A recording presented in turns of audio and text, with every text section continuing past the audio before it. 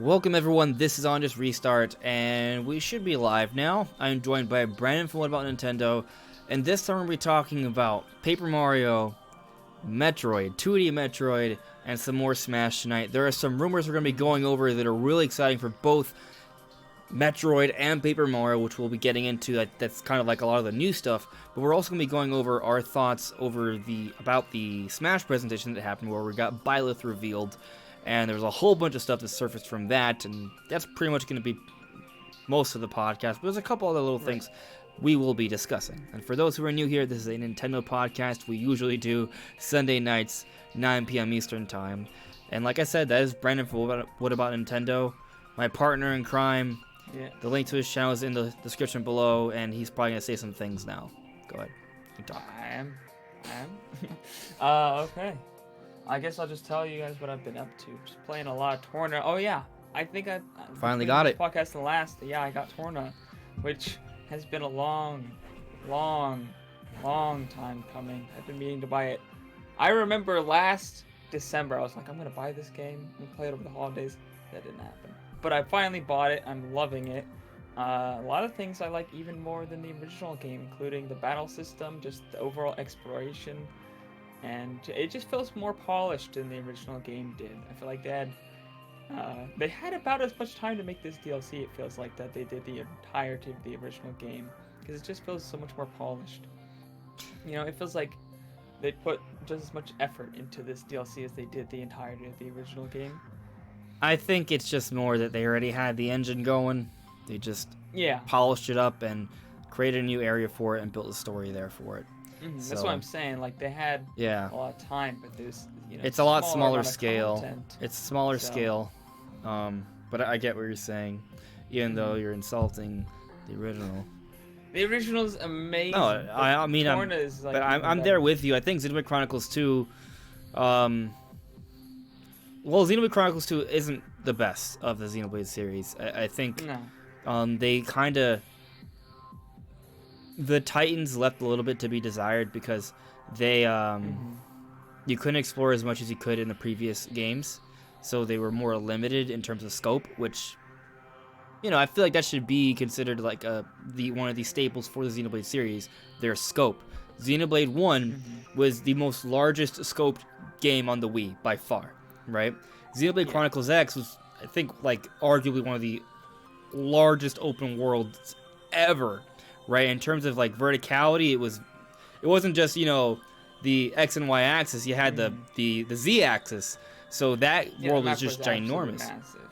And then Xenoblade Chronicles 2, by comparison, is a lot. It's not a small game, and the areas are large, but it's kind of like you're on these giant titans, and based off the previous two games, you'd be led to believe you could explore the entire Titan, or at least most of it. No, you can just explore like a portion of it, and that's a little disappointing. It kind of felt like the Titans were just there for story and to look cool. And then they did that. They led into the exploration itself. Yeah, I wish they were a little bit. You could explore more of them. Like even if they cut down the Titans by one or two, but you could actually explore more of the ones that were already there. That would have been better. And on top of that, I guess the other issue with Xenoblade Chronicles 2 is that it was lacking a little bit of polish. I do think it probably needed to be in development for a little bit longer. I think they did kind of hurry and they sort of rush it out there to get it out in time for December. So they did accomplish that, and the game was, ultimately it was still a great game, still one of my favorite games on the Switch. And we're complaining, but it's still a really good game, But definitely, I hope that with the next Xenoblade, they go back to having a larger scope and they give it a little bit more time in the oven so it can feel very polished. Yeah, and I think Torna even already feels like a good step towards that, so I think they're heading in the right direction. I think they'll have more time with the next game, I think, because they're not rushing it out. It's going to be interesting to see how they handle Definitive Edition. Yeah. Definitive Edition looks really good, and it's already based off of the best game in the series, so I have high hopes for that. It's going to be hard to mess that one up. So we'll see what happens. Molosoft does not mess things up. They are great. So I'm not really concerned about the game being good. It's just a question of, will it be good or great? That's really what it comes down to here. But let's check in with the chat. and then we'll get things started. Yeah. Hello there, computer robots. Kemi Mingo, how you guys doing? Brandon Stallion, hello there. Grief and Golem, how you doing? Lazy James. Let's see here. Computer robots added me. Okay, do you guys think that Dante and Sub-Zero or Scorpion is going to make it in the second volume Fighter Pass? That's a good question. I mean, I guess it kind of takes us into one of the main topics for the night, which is... well, we're going to have to talk about some other things first, I guess, but just to kind of, like, focus on that particular part. I think if I had to rate between Dante and Sub-Zero, and obviously this is just my opinion, I could be wrong, but I feel like Dante is more likely than Sub-Zero. I think the issue with Sub-Zero is, well, Mortal Kombat doesn't match up too well with Smash.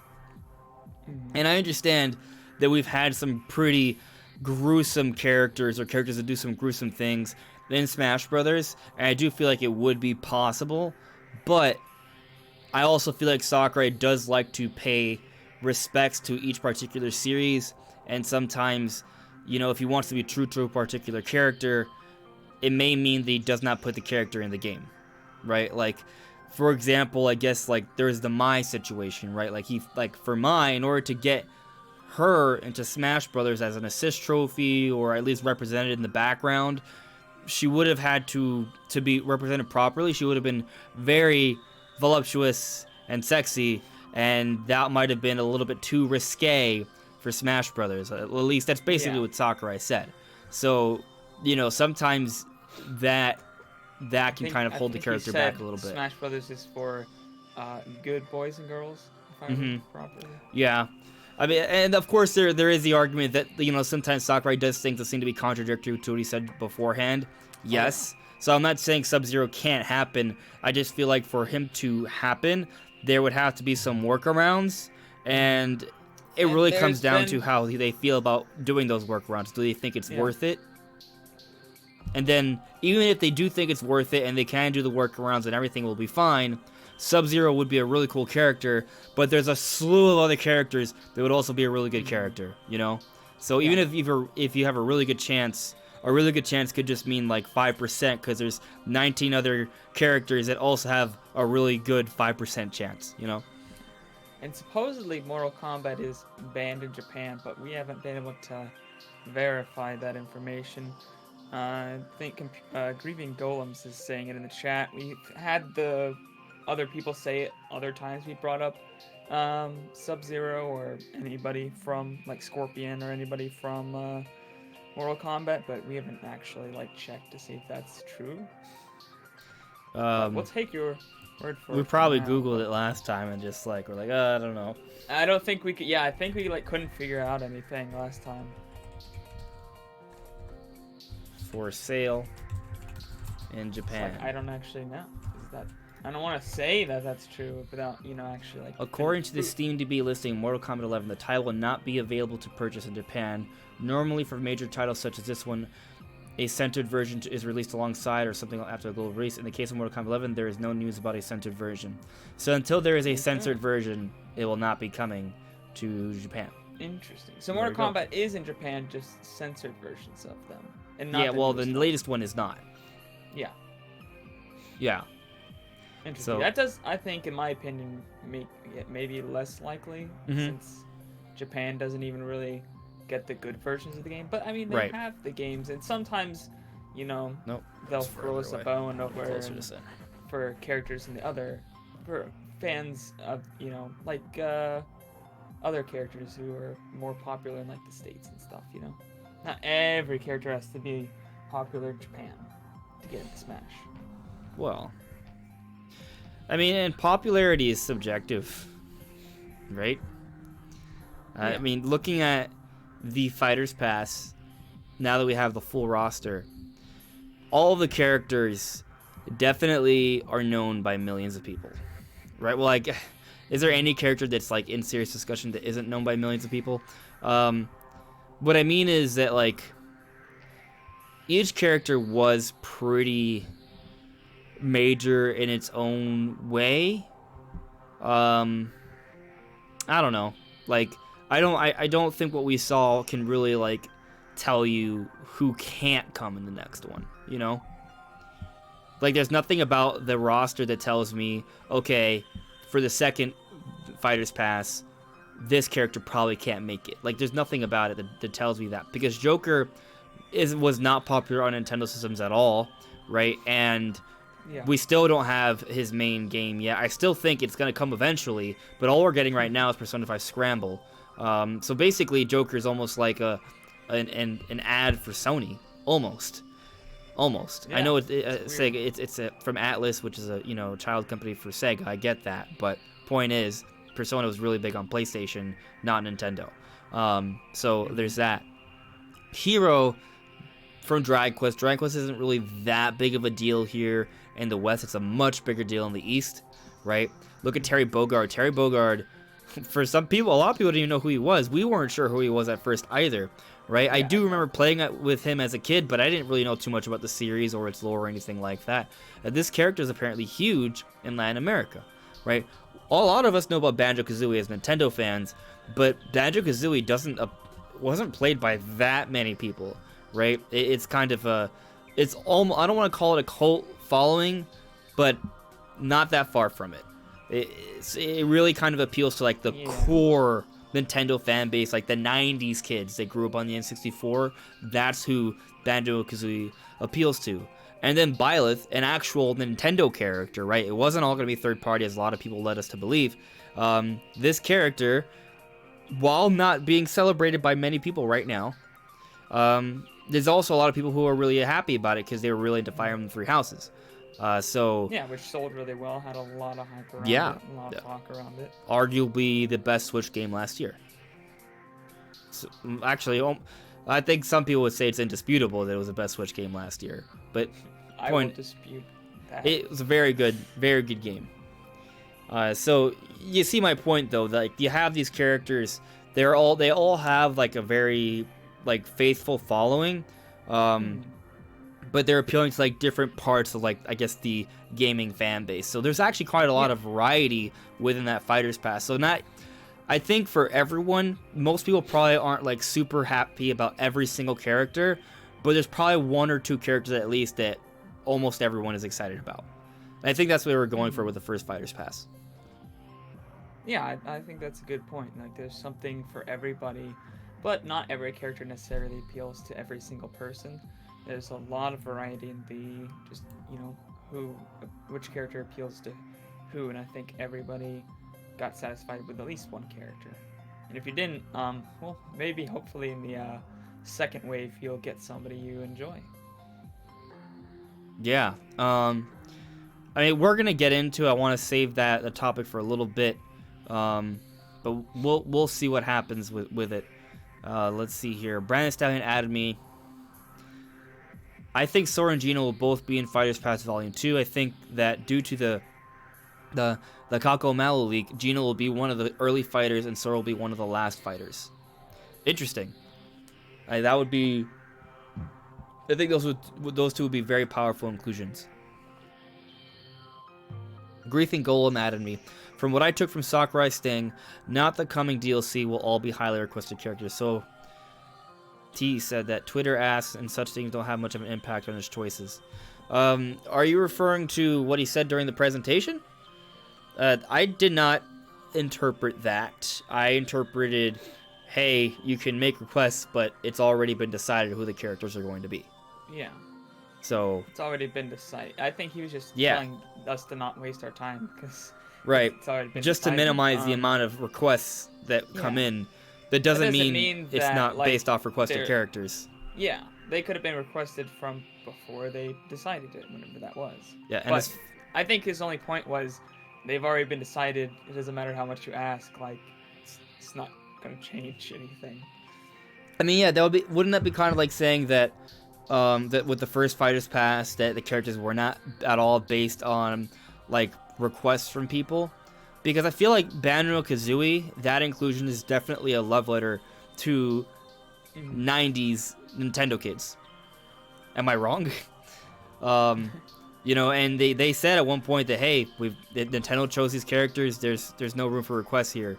So I think And I also think that you're gonna put characters in the game that people want.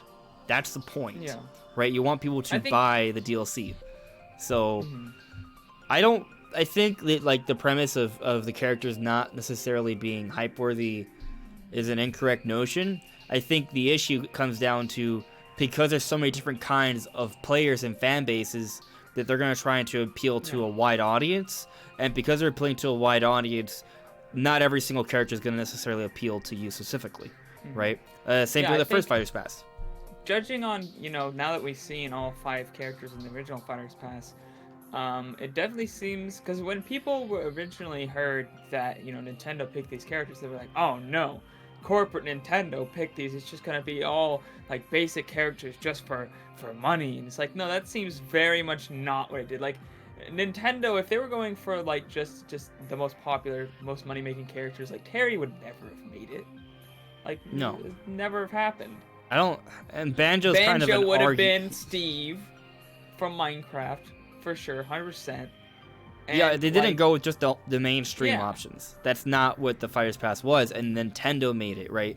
So, and so I'm glad you brought that up, though, because correct me if I'm wrong, but as far as I'm aware, there has been nothing brought up about who specifically chose the lineup for the second Fighters Pass. It was specified for the first one, but not the second one.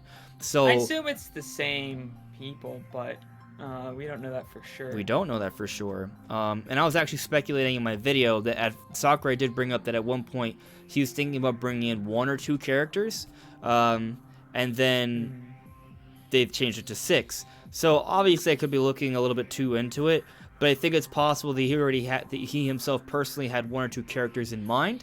And then, maybe he got the okay or saw the reception of the sales from the DLC. He was like, hey, we could probably push 4 more. I think that's probably what happened.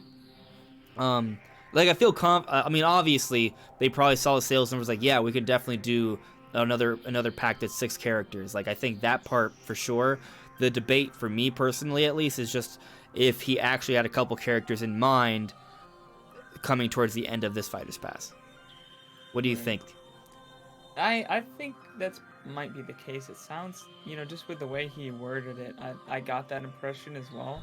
Like, it sounds like he had 1 or 2 characters in mind. No, I don't think that the other 4 characters are characters that he, didn't want. Like, obviously, I think he's thinking about a bunch of different characters. But I think the first 2, or at least 2 of them, it might not are characters that he may have 2. considered beforehand, is what I'm getting at. Characters that he personally really wanted to see. Like Rex and Pyra and Geno. Or perhaps another one that at one point was considered was Dixie Kong. Oh. Yeah. Be interesting. Banjo-Kazooie at one point was also considered, I believe, for Smash Bros. Melee, but didn't make the cut either. But they're already in the game. So, It's like Dixie Kong wouldn't get in just because they feel too much like a, what do they call it? Not a clone, but... Based off moveset potential, and, going for the sake of variety, I think if we had to choose between Geno, Dixie Kong, Rex, and Pyra, Dixie Kong would be the odd one out. I'm not saying you can't make a unique moveset with Dixie Kong, but just in terms of, what could they more easily sort of build a more unique moveset from, I'd say Geno and Rex and Pyra lend themselves more towards that as opposed to Dixie Kong. Because Dixie Kong obviously would be similar to Diddy Kong, right? Like, a lot of people speculated, myself included, that maybe Dixie Kong could be kind of like a modified Echo character. Now, she has differences. I know. So I know someone's going to be like, hey, Dixie Kong is very different. I agree. I'm just simply saying that compared to the other options, at least from the ones we're talking about, Dixie Kong probably has an uphill battle in terms of convincing whoever it is to be in the Fighters Pass. Yeah. I personally, if I saw Dixie Kong in the Fighters Pass, I'd be like, that's a waste of a slot. Unless they announce a new Donkey Kong game, and Dixie Kong's has a starring role, and she can do something really awesome. Which maybe Sakurai right? could come up with something, but yeah. So we'll come back to the Smash stuff. Well, I'll read this comment from Brandon Stallion because he added me. And I think that if we do get a Nintendo character in Volume 2, the number one frontrunner is Waluigi. I know he's an assist trophy, but hear me out. He's one of the most highly requested characters ever, and people were really vocal about Waluigi not getting in. So I think Sakurai is well aware of that, and Waluigi is going to finally break the assist trophy deconfirmation rule.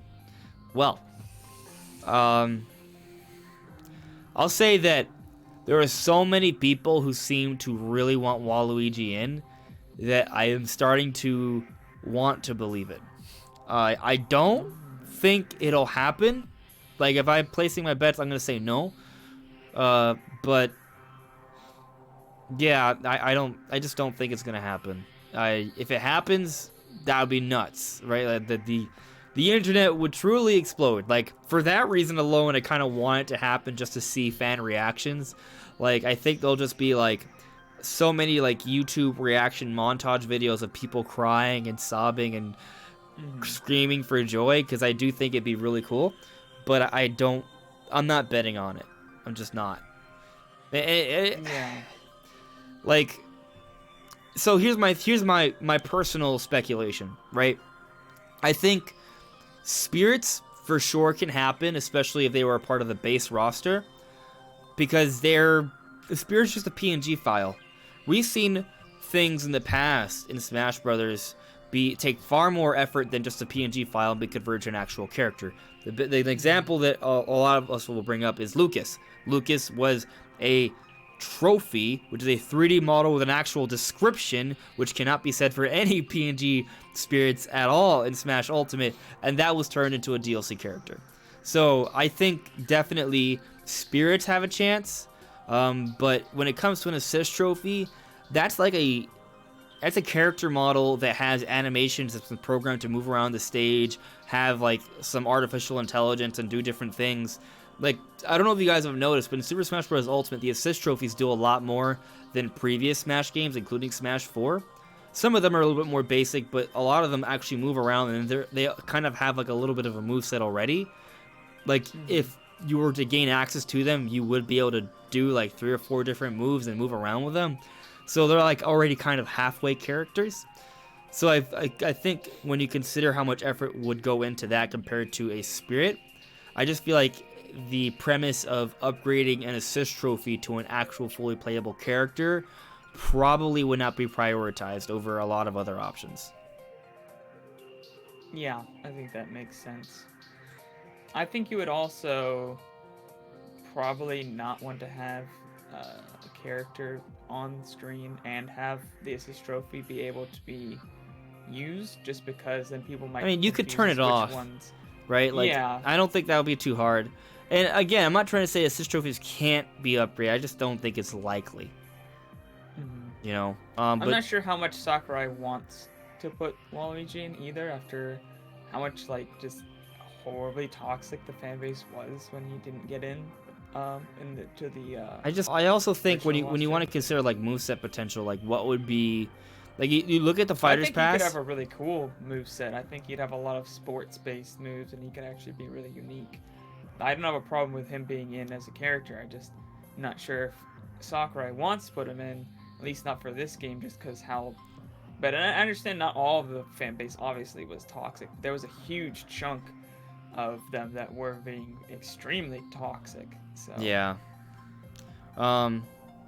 Eventually, I have to imagine there will be another Smash game, and in that Smash game, there will have to be some new characters. So, yeah, and I think Waluigi will be a great contender for the base roster in that game. Especially if there's a game that comes out that fleshes out his character a little bit more. Yeah, he should get a game, honestly. I think it'd actually be really funny. I mean, I really like Waluigi's character just in general, so I would actually like to see a game. I want him utilized more. The starring role. Yeah. Yeah. That'd be fun. Like, why not have Waluigi at least partner with Wario in some of his games? At least that. Yeah, for real. You know? So, but let's move on to some other topics. We'll be coming back to Smash Brothers. So, Brandon, you said you had messaged me about a patent that has been circulating as of late. Do you have an article for this? Like, do we know anything about it specifically?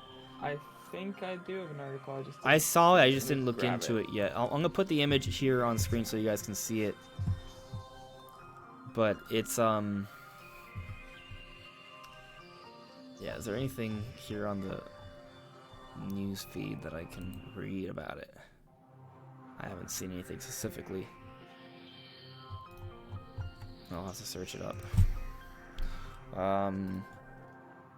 Joy-Con patent. What comes up in the news? No, not that one. Yeah, so it's like a stylus strap, apparently.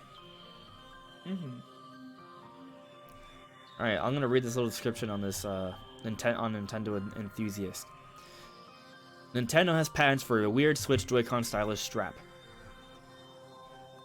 This recent patent from the Japanese company shows and describes an attachment for a Joy-Con strap that has the tip of it in the form of a stylus to be used on the Switch's main screen. It also appears to be able to make use of the HD Rumble feature as a form of player interaction with what's happening on screen as they use the stylus. There's even a form of I don't know how to read that word. Is it F-A-U-X or Fox pressure?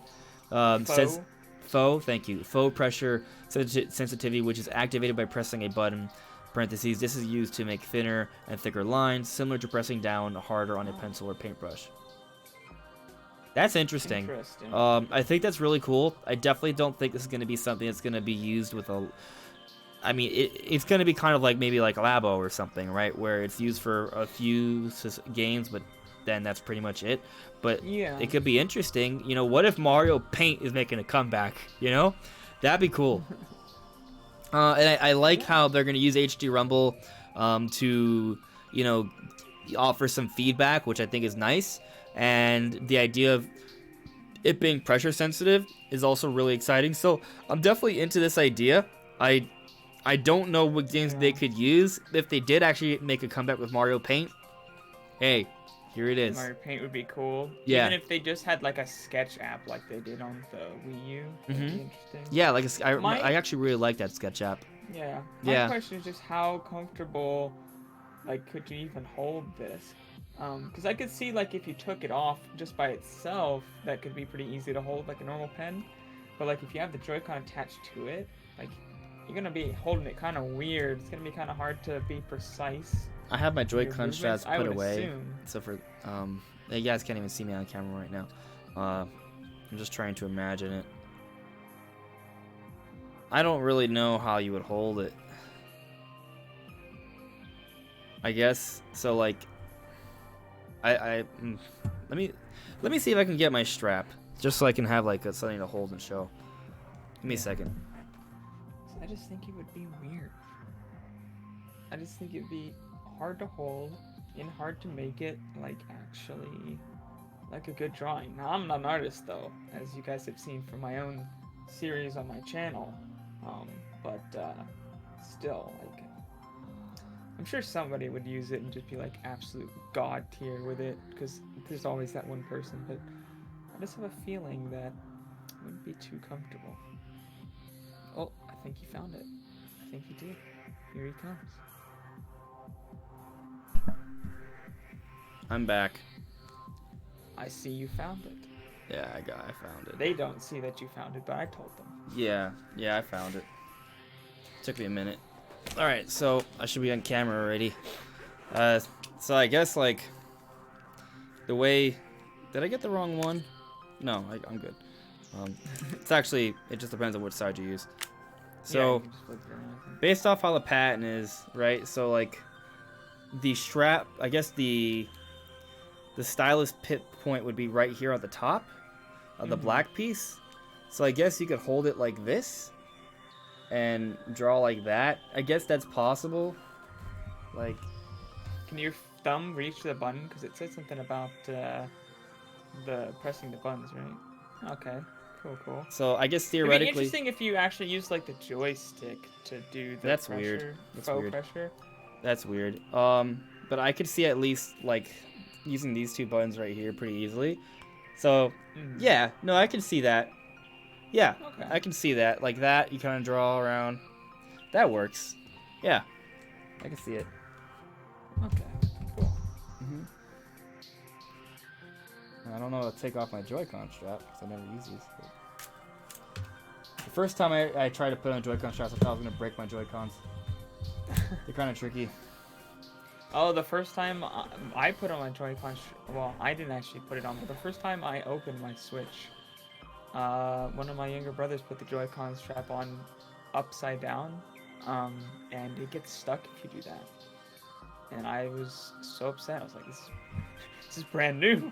I just bought this. But I ended up just using like a knife. Oh man, to hit the lock actually, and pull it off. On the note, this is really sad, guys. Please forgive me. So let me see if you guys can see it on camera. All right, so this is my Sheikah Slate Switch case, right? If you look carefully, you'll see a little dent there. So I went to Jersey to see my brother and cousin this week, and you know, I take my backpack, I put things in there, and I put this in there. So I'll put my Switch in like this, right? There's like a little felt Velcro thing. I can just cover it like that, right? So, but here's the thing. The hole's right there. You guys notice that, right? So, see that? Right where the hole is, there's a dent on my Switch. Oh, no. Yeah, it went straight through the case, and a collector's edition case, which I thought was pretty good protection, and actually put a hole. Is that a hard case or a soft case? I mean, Like what would be hard? Like, it's not made of steel, if that's what you're asking. No, but it's very flexible, but it's tough. It's a hard case. It's pretty tough. It's like a semi. Like, honestly, dude, it's like someone took a box cutter and just stabbed my Switch case. Yeah. Now, my Switch is perfectly functional, by the way, but it really bothers me that I have this little dent there. Like, it's really bothering me. But I'll just stop talking about it. Nice. That probably would have protected a little bit better. Yeah, it probably would have.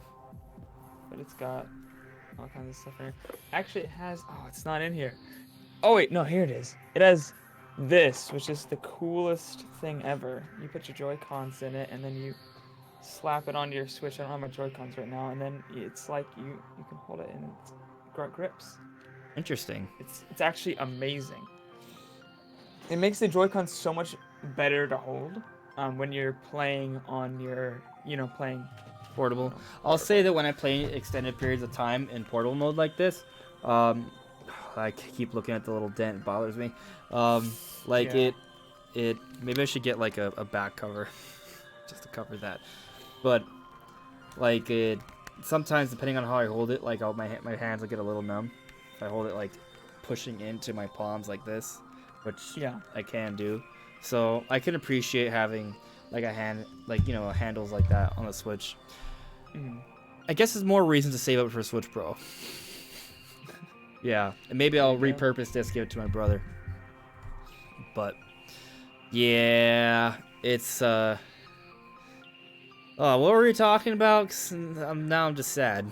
We were talking about the patent. Right, the patent. So I think it'll be a cool patent. I don't know what it'll be used for. I'm hoping Mario Paint or maybe a WarioWare game. Yeah. Well, and technically, they would just sell it just as the attachment. Like, you wouldn't have to buy new Joy-Cons. You could just use it with your existing Joy-Cons. Yeah, it probably this little black strap would be a special one that would have a stylus on it, I imagine. So it probably wouldn't even be that much. Probably be like $10, $15. Yeah, or it's just to bundle in with whatever particular game it's meant for. True. They could just bundle it in. Yeah, that's true. I see that happening. Maybe we'll see more about that later this year. It could be a situation where we had the whole like multiple Switches working next to each other patent, and then like not too long after we got an announcement for Mario Party, which used that exact mechanic. So that could happen. We'll see. Because it's not like the kind of patent that you would imagine for a system in the future. This is a now patent. This is something that could be used now on the Switch. So maybe it'll be for a game we'll see this year. Probably nothing that's gonna like blow our minds though. Just gonna be probably like a little drawing game. Watch it be for Breath of the Wild too. You can like draw things into reality. Oh god. Yeah, it would basically be Phantom Hourglass 2.0. or 3.0 because there were Spirit Tracks. Please don't. No. Yeah, no. And you'd only be able to do it in Although it would be neat if they ported over Phantom Hourglass and Spirit Tracks, or just a whole bunch of DS games, and you could use that stylus to play DS Virtual Console games or 3DS Virtual Console games. Nice. That would be dope. I'd appreciate that. Heck, yo. And they could just have side-by-side screens. Yeah, or what if like they bought like another peripheral where you could hold the Switch like vertically, and you play like that or something, True. I mean, you wouldn't even have to need a peripheral. You could just literally just hold it that way. Yeah, I know, but you maybe want access to the controls on this side here. Well, I mean, if it's for DS games, then you don't really. You do need. Yeah, you do. You need it. It would have to be like, I don't know. I think there's some sort of peripheral you could use to make it work, for sure. I mean, the USB-C connector's right there, so I think it's possible. Might be something not everyone gets, but I think it's definitely possible.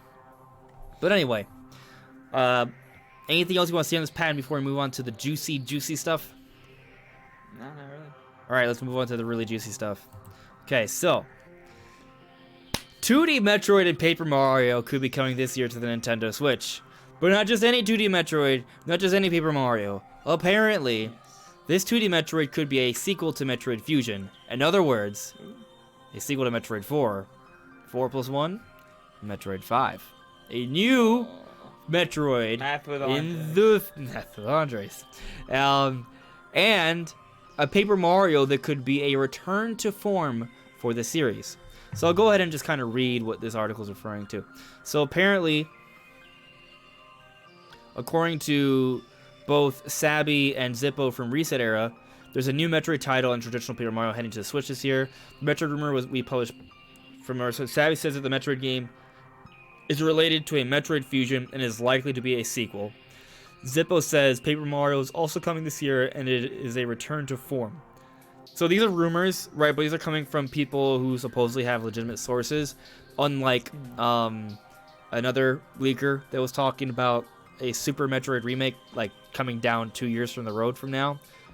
That person I'm referring to is Leaky Pandy. I don't trust that person at all. Just for the record, that person they gets nothing right. This is a lot more believable. An actual 2D Metroid game coming out this year. And not a remake for Super Metroid. Like, of all the 2D Metroid games to remake, you don't remake Super Metroid. Makes no sense. Yeah. And also, you wouldn't know about it 2 years in advance. No, that makes zero sense. A 2D Metroid remake probably would only take 2 years to make. Maybe less. So, I don't believe that at all. But this rumor here for an actual sequel to Metroid Fusion or Metroid 5, a new 2D Metroid game, that is very believable. And that is very exciting. Yeah. We talked about it in our sort of 2020 predictions and speculation that 2D Metroid could be in the cards this year. We don't know how this impacts Metroid Prime Trilogy. I think you could have both in the same year. As long as they're spread out by a few months, I don't really think it matters because they're different kinds of games. So, definitely possible, I think. Yeah, I think for sure. Now, this didn't necessarily say that it had to be a Metroid 5, because it said it was related to Fusion, probably a sequel. I could see them, because we don't know what exactly information they got to get this, so I could see it being a confusion of, maybe it's a Fusion remake and not a sequel, and they got it confused or didn't exactly know. Metroid Fusion remake would still be cool. So, yeah, I'm saying just like, guys, if we do get a Metroid Fusion remake, that doesn't necessarily mean that this leak is false. It could just be that they misinterpreted the information they got, because we don't actually know the exact information they were given. So even if we do think this is trustworthy, that doesn't necessarily mean that Metroid 5 is coming. Yeah. I just wanted to make that point because we don't know exactly what info we got, and even they weren't like concrete about it being a sequel. Yeah. Yeah, I agree. I just want either it can be Metroid Fusion or Metroid 5, one or the other. Give it to me. Just give it to me. I'm good. Metroid. If it's like a 2D, regardless of what it is, I could see it taking the place of Link's Awakening this year, and probably being better than Link's Awakening. Just being honest, like Link's Awakening was good, but it was only a little good for a $60 game. I think it was a little overpriced. I think a Metroid Fusion remake would feel a little bit more fresh to me personally. Mainly because I just feel if like it's anything like the Samus Returns, that's what it's called. Metroid yeah, Samus Returns felt if like it's anything like that, it's a much more. It's almost like a reimagining than a straight up remake. Whereas Link's Awakening was just a straight up remake, which kind it of had some helped quality it of in life some ways, changes. but hurt it in others. Yeah, I guess the thing about Link's Awakening is that it felt, while it was fun to play, it felt not. It didn't really feel like a fresh experience to me, even though I didn't play through Link's Awakening. Like I guess. To me, it just felt like a Game Boy era game. Like all the design. I mean, that's felt it. Very Game Boy era. Yeah, that's what I really mean. It had. I don't think its design has aged as well as others, and I think with Metroid Samus Returns, when we played that didn't feel like it was an old design. It felt pretty modern to me. So, if the same team is handling it with Mercury Steam, then I have faith that even if this is a remake of Fusion, it will play very well for today's standards. Yeah, I agree, because they did a really good job with Samus Returns from what I saw. Yeah. So let's just take a look at the chat here. Super Chris is saying, just because Paper Mario Stick Star changed the formula doesn't mean it's a bad game. I didn't play it, but I remember the reviews not being terrible. Not the reason it's a bad game. Wolfgain 630. The Paper Mario and latest 2D Metroid rumor came from an insider on Reset Era. He said 2D Metroid is a new game that finally continues the story of Metroid 5. Cool. I mean, okay. Yeah. Zippo from Reset Era, right? That's what I read in the article. Let's see here. I saw something else interesting that I wanted to point out. Brian V was saying, bruh, Rex is getting in. I'm calling it now. I hope you're right. I hope you're right, my friend. Yeah. Hello there, Rayman SDR. How you doing? So, yeah, like, I want this Metroid game. Do you think there's a chance, like, how likely do you think this is actually going to happen? We'll get to Paper Mario in a minute, but first, just the Metroid part. How likely do you think this is to actually happen this year? This year? I'm kind of a little over 50-50 on it. I definitely think it could happen. Not necessarily sold that it has to happen this year. Because I do think, like, Metroid Prime Trilogy should... I really want it to come out this year. Then again, I could see it coming out next year. See, it's just like there's so many possibilities. I'm not sure. So I'm pretty 50-50 on it. I could see both of them coming out the same year because they are two very different games. But I could also see them wanting to space out Metroid so they have something Metroid every year.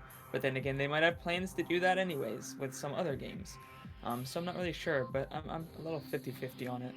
I think something Metroid will come out this year. I don't know if the 2D Metroid game would be it or not. Okay.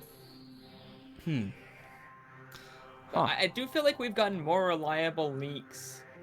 Well, I don't know about that. I hesitate to believe any leaks about Prime Trilogy just because they've been, like, so many of them have been wrong. I think a lot of those leaks all came from the same source. And they were just kind of, like, recycled rumors. Yeah. I think this one I tend to believe more. Just because I believe the people who are saying them more. Could be. I want to see it.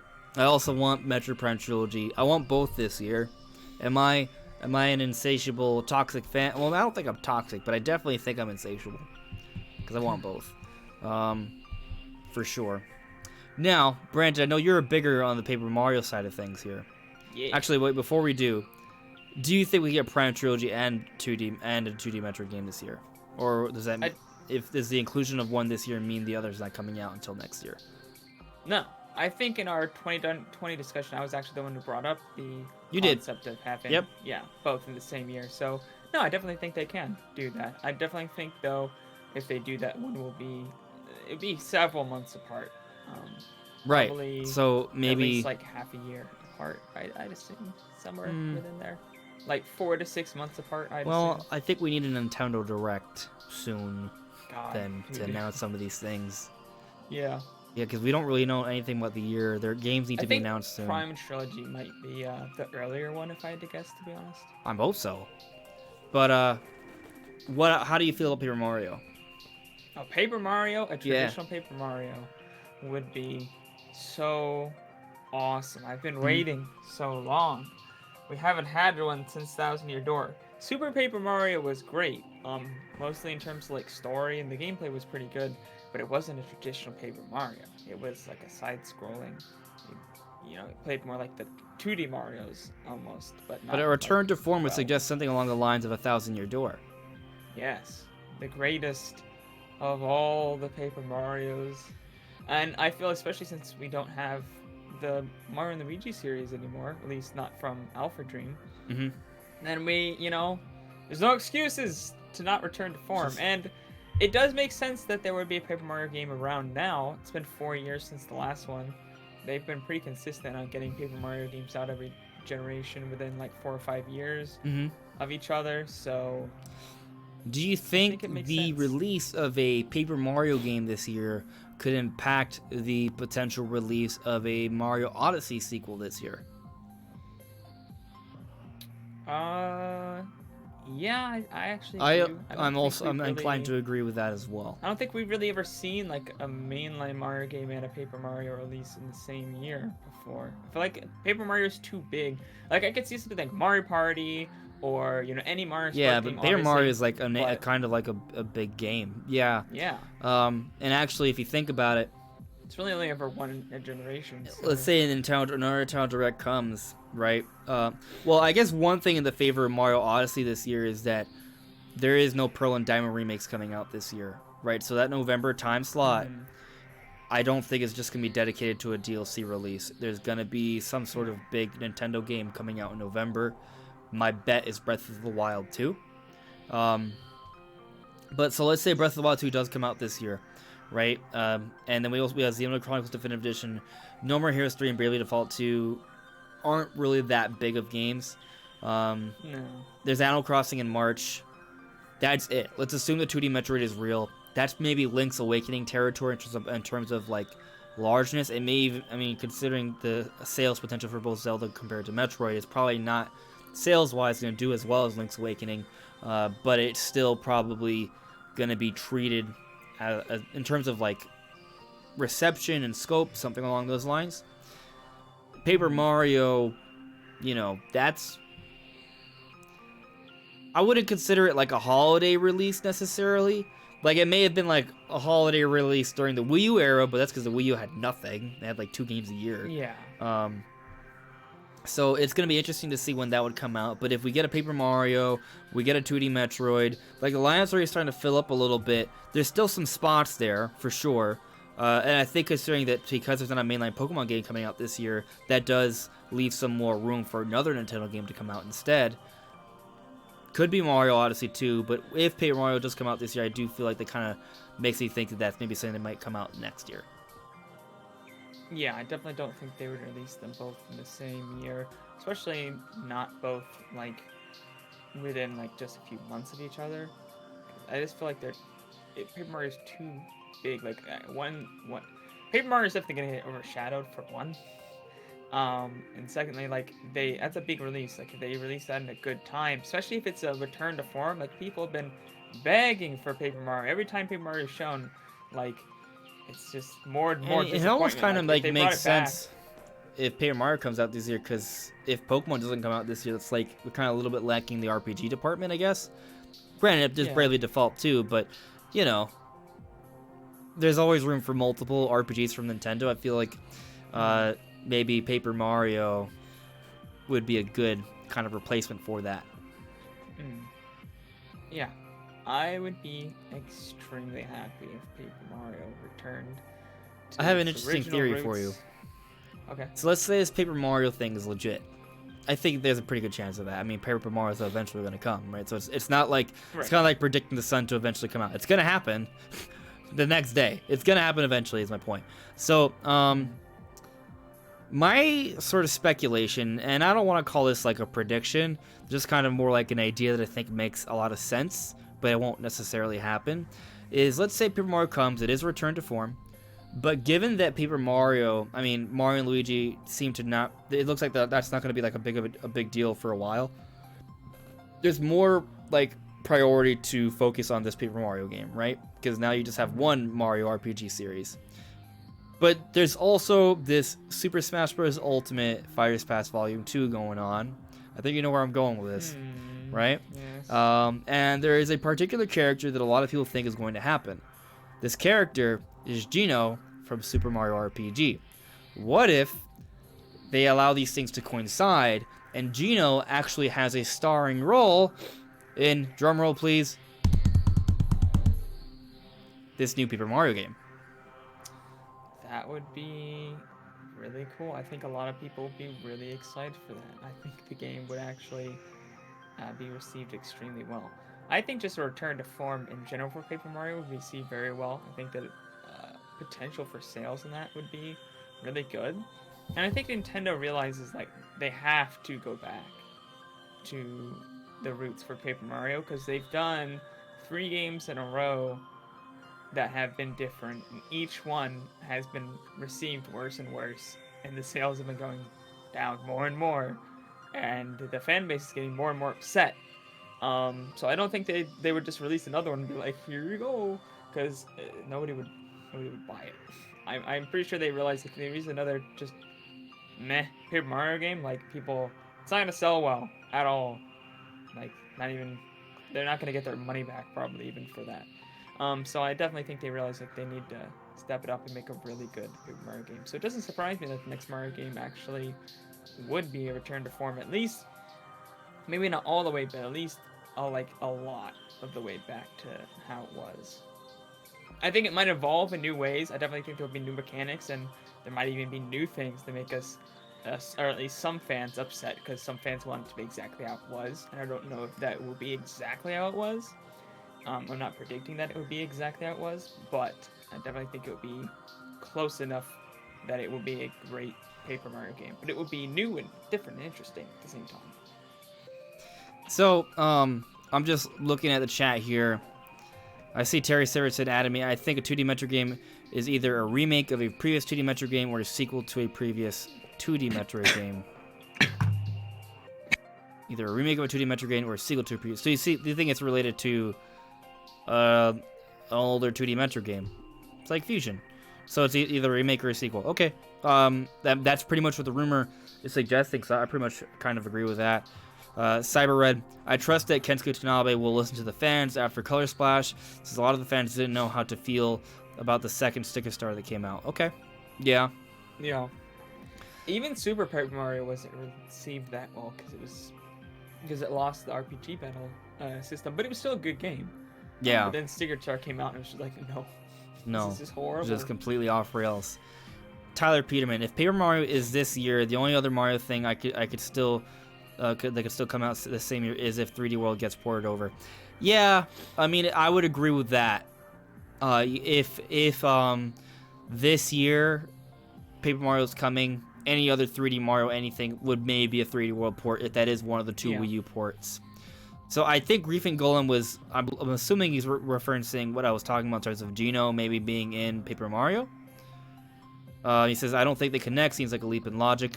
Well, I mean, like I said, I don't think this is like for sure happening. I just think there could maybe be something there because initially the first Mario RPG had Geno. Geno is kind of like has a bit of a following. If they could somehow get the rights for Geno, having him as a character in the new Paper Mario game wouldn't really be crazy, and it wouldn't be the first time Nintendo has a DLC character that's also used to sort of promote a particular game. I mean, they literally just pushed the Fire Emblem DLC at the same day as the Byleth reveal. Like, this is something they do, right? When they revealed Hero, they also talked about the Dragon Quest game that was coming out in the same presentation. This is something that happens pretty frequently with the Smash DLC, so I don't think it's really a stretch But does it mean it's going to happen for sure? No, because that doesn't mean that it always happens. Like with Terry Bogard. It's not completely out of left field. I mean, Paper Mario is kind of the spiritual successor to, you know, Mario and the Golden... Why can I not remember the name of this game? The game Gino's in, you all know what it is. Super Mario RPG. Super Mario RPG. It's like the 7 something. I never bother to remember the subtitle. Legend of the 7 Stars, I think. Something like that. I could remember the subtitle, but not. Yeah, Legend of the 7 Stars. Yeah. No, I've always felt Paper Mario to me has always been like a spiritual successor to that initial RPG game.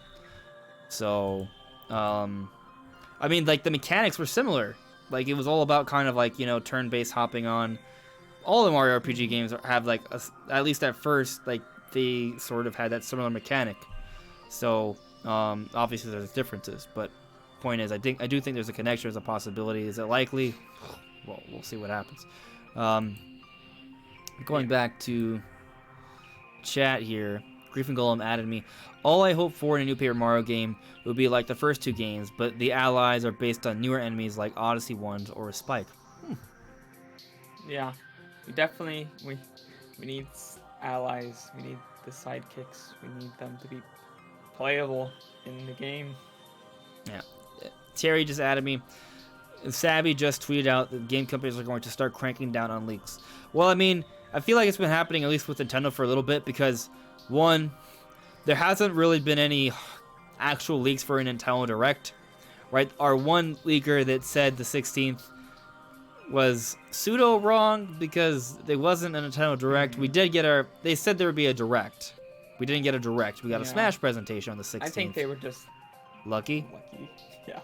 Maybe. I think the 16th was just a decent prediction. Yeah. Maybe. Yeah, it could be. Because they said it would be a Direct. It wasn't a Direct. It was a Smash presentation. But it did reveal the character, which was completely sort of out of left field. We have not seen that before, where they reveal the character in this presentation. So that was pretty interesting to see. We haven't really addressed this yet, actually.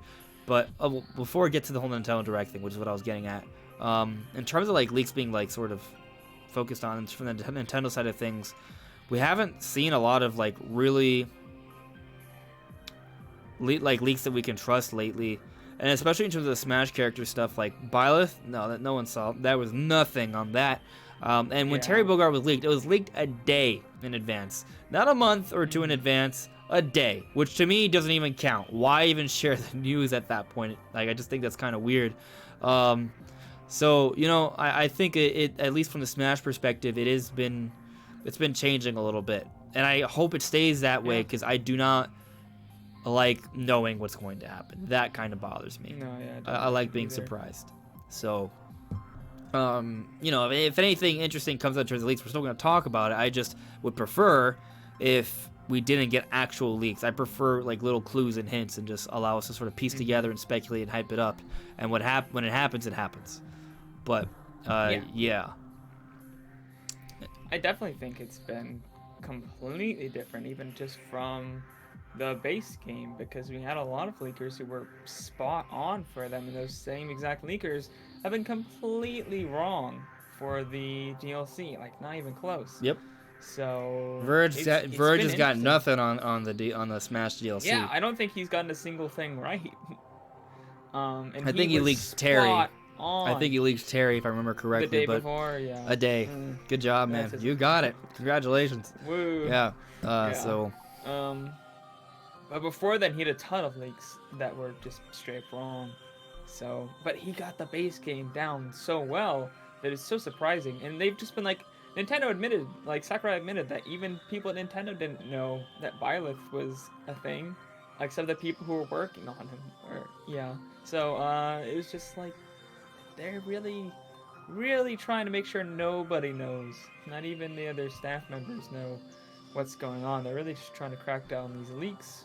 Yeah, actually, so I like what surprised. Grief and Golem brought up in the chat. He's referencing the Pokemon leaks because the entire game was leaked like a couple weeks before it came out.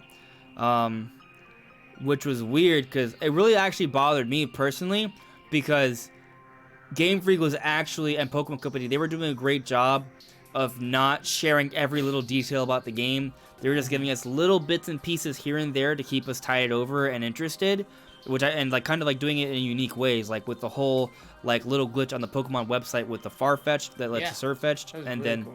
the sort of like like the little like documentary style observation thing for Galarian Ponyta. While some people argue it could have been handled a little bit better, it was still a unique way to sort of see a new Pokemon. That was really cool. So they're doing all these really cool things leading up to the release of the game, and they weren't even scratching the surface for all the Pokemon that were in the game, right? Like, people were led to believe that there was like not many Pokemon in the game. That wasn't the case. There was a lot of Pokemon to show off. They just literally hid them. They didn't reveal them. They were going to save it as a surprise, and it all got leaked, which kind of took away from all the surprise. So, you know, I was a little disappointed because in the past, Game Freak had not saved it all for a surprise, and when they finally were doing it, I was ready to open up that game and just have a whole bunch of new discoveries with new Pokemon, and it didn't happen because it was all leaked beforehand and I had to see it. I could not avoid it. So, you know, definitely I hope that leaks in that way are sort of cranked down. Like, I like the rumors and stuff. That is cool. That is fun. But when a game is like legit just leaked and we know exactly what's happening, that kind of that spoils it for me, at least. Yeah, so I hope that doesn't happen. And definitely, I mean, Pokemon Company went hard at people legally, and they probably scared the bejesus out of a whole bunch of people from probably leaking the game in that way in the future. So we'll see what happens. Yeah. Yeah, Grief and Golem added me because he meant because the leakers are going to be prosecuted. Right, yeah, I guess I eventually got to that part. Terry also added me, with us getting Ubisoft and indie character Mii costumes and the Geno and Lloyd costumes aren't back yet, makes me think that Geno, Shantae, Rayman, and Lloyd will join the roster as DLC fighters. Could be, my friend. Could be. Definitely those characters are all long-time fan-requested characters. And if those were all the DLC, that would be hype. So I'd be down. We'll see what happens though. I think at least Geno has a really good shot. I mean, if you saw my DLC video, I talked about all these characters but Lloyd. But Lloyd Irving is another one of those characters. So, you know, we'll see what happens with that. But let's talk about the Nintendo Direct now, because I guess we haven't talked about that specifically. We didn't get our Nintendo Direct. Now that the Smash character has been revealed, which we all thought would happen during the Nintendo Direct, what now? When will there be a Nintendo Direct? When? I still think it will be tomorrow. Yes, tomorrow. They could announce it tomorrow. Probably not. I don't think it's going to be in January, though. But I don't think it's that far away either. I still think it will be within the February first Direct half of February. Yeah. I have an interesting idea. So, do you remember the Dante thing? Not exactly sure what you're referring to, actually. So there's these specific dates. These specific dates for Dante. Let me see. Where can I find it? I have it somewhere. If I go to the main, there's 3 different dates that were given for information on Devil May Cry 3 Special Edition. One of those dates was January 16th, but there's 2 other dates that were in the future. I'm trying to look for. I knew about the January 16th one because everybody was like, "Whoa!" Yeah, but there's more. Dante's gonna be in Smash. There's more than that. I'm just trying to find the tweet. I probably liked it. I probably should look at my liked post or something. Just somewhere. I do that sometimes. I'm like, God dang it, why do I like so many posts? Oftentimes I like things just so I could check what it was later. Yeah, and I scroll through, I'm like, oh God, wish I didn't like all this extra stuff. I'm just gonna have to Google it. Darn it. Devil May Cry. Someone in the chat's probably telling me what it is.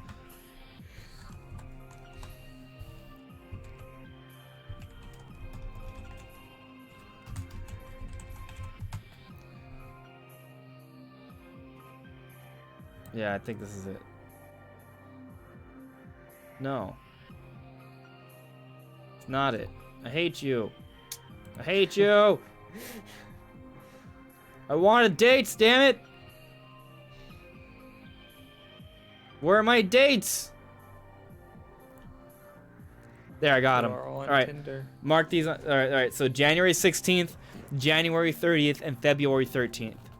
So January 16th, there was a little Devil May Cry update, which just so happened to coincide with the Smash reveal for Byleth. People thought that meant that that Dante was a character. No, because these are about Devil May Cry 3 Special Edition updates. But what if one of these updates comes in the form of a Nintendo Direct, which leaves January 30th and February 13th. Me checking my calendar.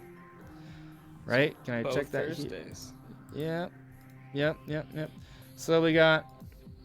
They are both Thursdays. They are both. Yep. I'm on my calendar now, so. Yeah. So makes sense. We got our Pokemon Direct on a Thursday. We got our Smash presentation on a Thursday.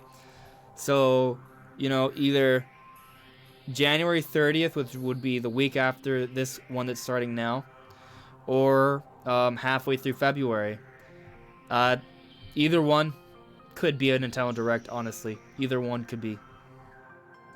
I hope it's January 30th, just so I'm not wrong about my prediction about there being a Nintendo Direct in January. But it could happen in February at this point. I think it would be sometime in February, honestly. Like, even when the original Pokemon Direct, I was kind of like, I think it might be February. But now I'm definitely like, yeah, it's probably February. I think it's going to be mid-February. I think February 13th is actually a good day. January 30th is a great day. Three things in 1 month. That's insane. Pokemon Direct, a Smash presentation, and a Direct in 1 month. What a way to start the year, my friend. It'd be insane. Yeah, it would be. It would be very insane. But is it? I mean, I'm inclined to agree that February 13th seems like the better bet at this point. But I want it on the 30th. Oh, yeah, man. I want it on the 30th too, but I just don't think it's going to happen. Yeah, February 13th might be the day. I can see that for sure. And granted, I want to point out that these dates are specifically for little bits of information to come out about Devil May Cry 3 Special Edition for Switch. But my point is that instead of it being just a tweet that comes from the Devil May Cry 3 Twitter announcing another feature for the game, instead, this little trailer thing could announce another feature for the game during a Nintendo Direct. That's really all I'm getting at here. It makes more sense for it to be the last one as well. To be the one in a Direct, just because the last one might be the biggest update, Perhaps. I don't think any of them are going to be big updates, but yeah. No, but yeah. I understand what you're saying, though. Could be. So I got some ads here. Terry Silverton is saying, I could see Challenger Pack 11 ending up being someone big like Sora. So, while I would love for there to be like a climactic reveal with something huge like Sora, if you look at the history of final reveal characters for both base roster and DLC for Smash Bros. Games, it's never really been, the final character's never really been the most universally praised, hyped character. It's usually the opposite. Incineroar was the last character for Smash Ultimate. I'd make the argument that was the least hyped character out of them all to be revealed, right? And the one before that was Ken, so it was like two lame ones in a row. Yeah, that was like that was just so lame. I think of all the characters to reveal, those are the worst ones. And not that they're bad characters, but yeah, I'm sure a lot of you understand my point. It's just they weren't. They're just the least. One of them was an Echo character, another one was another Pokemon, and not even the most preferred Pokemon of the new Pokemon. So it was just kind of It was very so there's that. And then what was the final character for Smash 4? Was it Bayonetta? For DLC? So. Yeah, I think Bayonetta. I mean, Bayonetta's pretty hype. Was it Bayonetta? I think it was. I think it was for the base roster. I remember everybody being kind of Duck Hunt or something. Yeah. Which I think is cool, right? It really comes down to where you stand on that. But point is, it wasn't like. Yeah. And for Fire Goku. Pass 5 was Byleth, so... Right, exactly, and that's apparently getting a lot of controversy. There's a lot of controversy about that. I'm okay with the character personally. Not my first choice, but, you know, I get it. My point is, there's not really a good history of there being climactic final character reveals, right? I would say the peak of the Smash hype was Banjo-Kazooie getting revealed, right? Which, by the way, was in a Nintendo Direct that preceded the reveal for Breath of the Wild 2, which also, this all happened at the end of a Direct, but at the beginning of the Direct, they revealed another Smash character. So they revealed 2 Smash characters and had a Zelda reveal in one presentation, which was just insane. Yeah. The hype levels for that were... I think that might have been, like, the best E3 Direct, at least since, like, ever. Maybe the Smash presentation... Not the Smash presentation, the Switch presentation in January was pretty hype as well, but... I think the problem with that one is just dragged on for I mean, it was a long thing. It was like a was pretty conference. Amazing. It didn't actually end up like the games then, like, because the Wii U. But the presentation itself was put together to make the Wii U look insanely awesome. With like Star Fox and Zelda and all kinds of other games. It was ridiculous. So I think 2014 might be the only one that really... 2017 was pretty great too.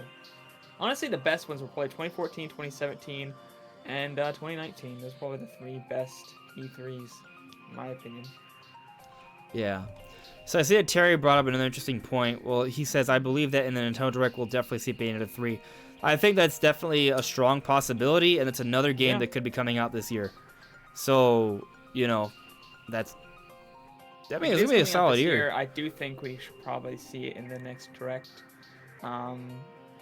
Just because I feel like E3 might be a little bit too late.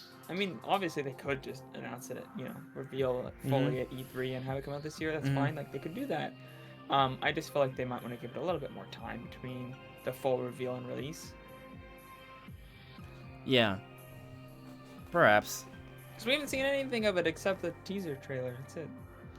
Yeah. So then you think Direct's going to happen on the 13th? I don't necessarily think it has to be the 13th, but even if without the whole... Prediction. The January Nintendo Direct's going to happen in December. Yeah. Yes, there you go. Yeah. But even without the Devil May Cry thing, I probably would have predicted the 13th. It seems like a... Because I was thinking the 2nd or 3rd. So I think the 13th or the 20th. The second week of a month. Usually a pretty good time for a Direct to come out. I think there'll be a few weeks in between that and the Animal Crossing Direct as well. So I think the 13th or the 20th, and then you have the Animal Crossing Direct on the 5th or the 12th probably, because I don't see it on the 19th because that's the day before it comes out. Okay. So yeah, that gives you got on the 13th or the 20th, then you got 2 or 3 weeks in between the 5th and the 12th, and you're good. So we covered Paper Mario. We covered the patent on the controller. We covered Metroid. We've talked about Smash kind of throughout. We kind of agree that Direct's probably not happening in January. Probably not, considering everything we've already gotten. But I guess, Brandon, I haven't really heard specifically how you felt overall about the Smash presentation. Oh yeah, I mean, we talked about it, and I have it on my channel. I got my full reactions on there and our post discussion, so you guys can check that out if you want to see like my live reactions and stuff like that. But it's linked in the description below, guys. Yep, and now that I've had time to think about it, I was really disappointed when I first saw Byleth. Like, I was like, no. Like, literally, you can just hear me in the video, just, no. I was like, please. Yeah. Let my eyes be deceiving me. Because I really was one of those people, like, I don't want another Pokemon. Like, did you leave a fat dislike? Oh, you know it. No, I didn't. I actually left a like. But Pokemon and Fire Emblem were the ones that I wanted, like, the least. I was like, do not put another character from these franchises in Smash. Don't do it. But then they actually showed off Byleth, and they look awesome, and the stage looks really, really cool. And I think I think that the thing that puts it over the top for me is the fact that they have, um, the three, what I forget what they call the weapons, but they have those like super powerful weapons from the game. The relics, that's what they call them. They have the three relics, and I think what do they? Is it three? Is it four total or is it three total? There's four if you count the Sword of the Creator, okay, which is the chain sword. That's from what Byleth. I thought. Yeah. So you got your chain sword, you got a lance, spear thing, you got the bow, and then you have the axe. Yeah. Yeah. So that's four. So those are the ones that put me over the top. The three relics, other than the Sword of the Creator, those are the ones that put it over the top for me because it just plays so differently from the other Fire Emblem characters. Because that's just my thing. It's like I don't really care. Like unless you give me a character that I really want. Like there's a very few characters that I actually am excited for the character themselves. Like Doom Guy, I'd be excited for the character itself. Something like Master Chief, which I don't really think is a good likelihood, but if they did get in, I'd be excited for the character itself, despite whatever the moveset. I'm mostly excited about the character. Because you're a fan of anybody else. Yeah, anybody else, I just want them to have a cool moveset. So I don't care if it's Fire Emblem or not. My big issue with Fire Emblem is just that so many of them are very, very similar. This character seems pretty different. Yeah, so this one's actually really different. They look really cool. The moves look really cool. They look really fun to play. And so I'm not upset about it. Like, I don't care that it's another Fire Emblem character because it just looks like a really cool character. Yeah, I mean, if you compare it to, say, for example, like Dragon Ball FighterZ, right? Dragon Ball FighterZ has, like, 3 or 4 different Gokus, 3 or 4 different Vegetas, right? Oh, a couple different Gohans, a couple, I mean, there is, you know, they kind of, like, have, for every, like, form of Goku, they have, like, hey, here's another character of Goku. Right, like now they're adding Ultra Instinct Goku. They have Super Saiyan Blue Goku. They have normal Saiyan Goku. They have, I think, Super Saiyan Goku, and I think they also have Kid Goku. So that's a lot of Goku. Makes sense, but the other Gokus, I don't know. Yeah. Seem a little excessive. Yeah. So point, but that's something that happens in other fighting games. With Smash Brothers, you get a character. And it may be from a particular franchise that you've seen multiple times already, but most of the characters are pretty unique, especially with the DLC for sure. Like they have all new mechanics, each new character for the DLC.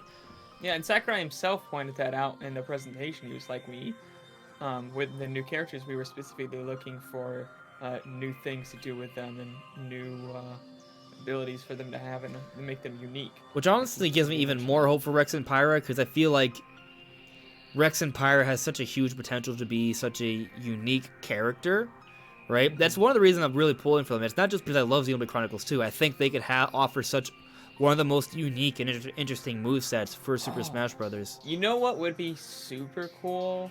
And I don't think they would do this because I feel like it'd be a little bit too... I think it's asking for a little bit too much.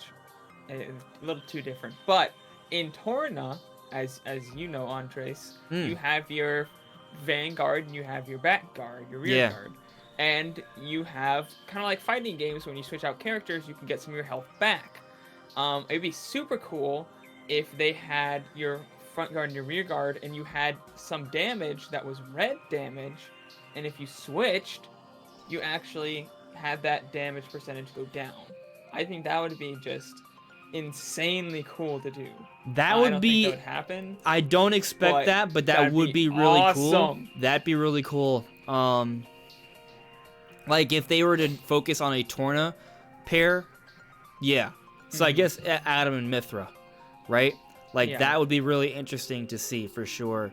I could kind of see that. My envisioning with Rex and Pyra instead of Adam and Mithra is that, like, well, one, they could go the route where you can actually use a different, like switch different blades. But what I think is probably more likely to happen, what they'll do is they'll have just different alts. So one alt will be Rex and Pyra, the other alt will be Rex and Mithra, right? And instead of like red fire, it's like yellow light, right? And that's pretty much it. Which they've shown they pretty much do that. Like they can they're willing to have a couple alts with each DLC character and some pretty cool colors, which I love about Byleth, by the way. Because the colors, like, it's not the actual house leaders, But if you squint your eye, it is the house leaders, you know? Yeah. So I appreciate that. It's a lot better. I think the alts are a lot better than they used to be. Mm-hmm. Because in the previous games, it was just kind of like different colors over the exact same like models and stuff. Now they kind of slightly change the models, or they do colors schemes that make more sense. Like especially in like the original and Melee, like they weren't really that unique. It's just like, oh, I can play as Red Link and Blue Link and Yellow Link. My favorite. Yeah. Pink Link. It's actually white, but it looks pinkish to me. Yeah. But so going back to Rex and Pyra though, like the way I sort of envision them is so like because in Xenoblade Chronicles you have a tether, right? You have your blade and your driver. They're tethered together. Most of the time, the driver is doing the attacks. The way I kind of envision it, Rex would be the A attacks, right? All the normal smash attacks would be Rex, Right. but when you use your special moves, you throw in Pyra instead, and it'll be kind of like a range where you can still jump in. But at the same time, you have defensive moves as well. So Pyra actually puts up like that circular, like octagonal, like it's like a circle but has like octagonal yellow pieces. So that would be kind of like your shield. So like she'll draw you in and shield you, and you build up. They fight together and they build up like they build up synergy with each other, and they can build up a special and use that.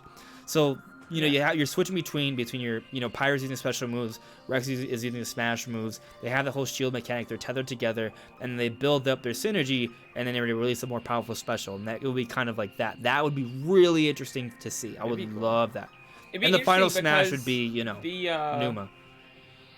Because you have like your special. It'd be interesting if your neutral actually made your like side smashes and stuff more powerful, which in turn you build up and make you even more powerful attacks. Because that's kind of how it works in the actual game. Like if they all offer some sort of timing build up your arts, and your arts build up your specials. So it'd be interesting if they did that kind of mechanic. I don't think they should do auto attacks, but at least if they offer a way to sync up your specials, like your blade attacks, because if you sank them at the right time, you would get like the auto cancel little blue circle thing, which builds up your meter faster. So if you timed your attacks properly, kind of like with Fire Emblem characters, the forward B, right? The forward B, like you press like forward B in a certain way and you can do more into that combo.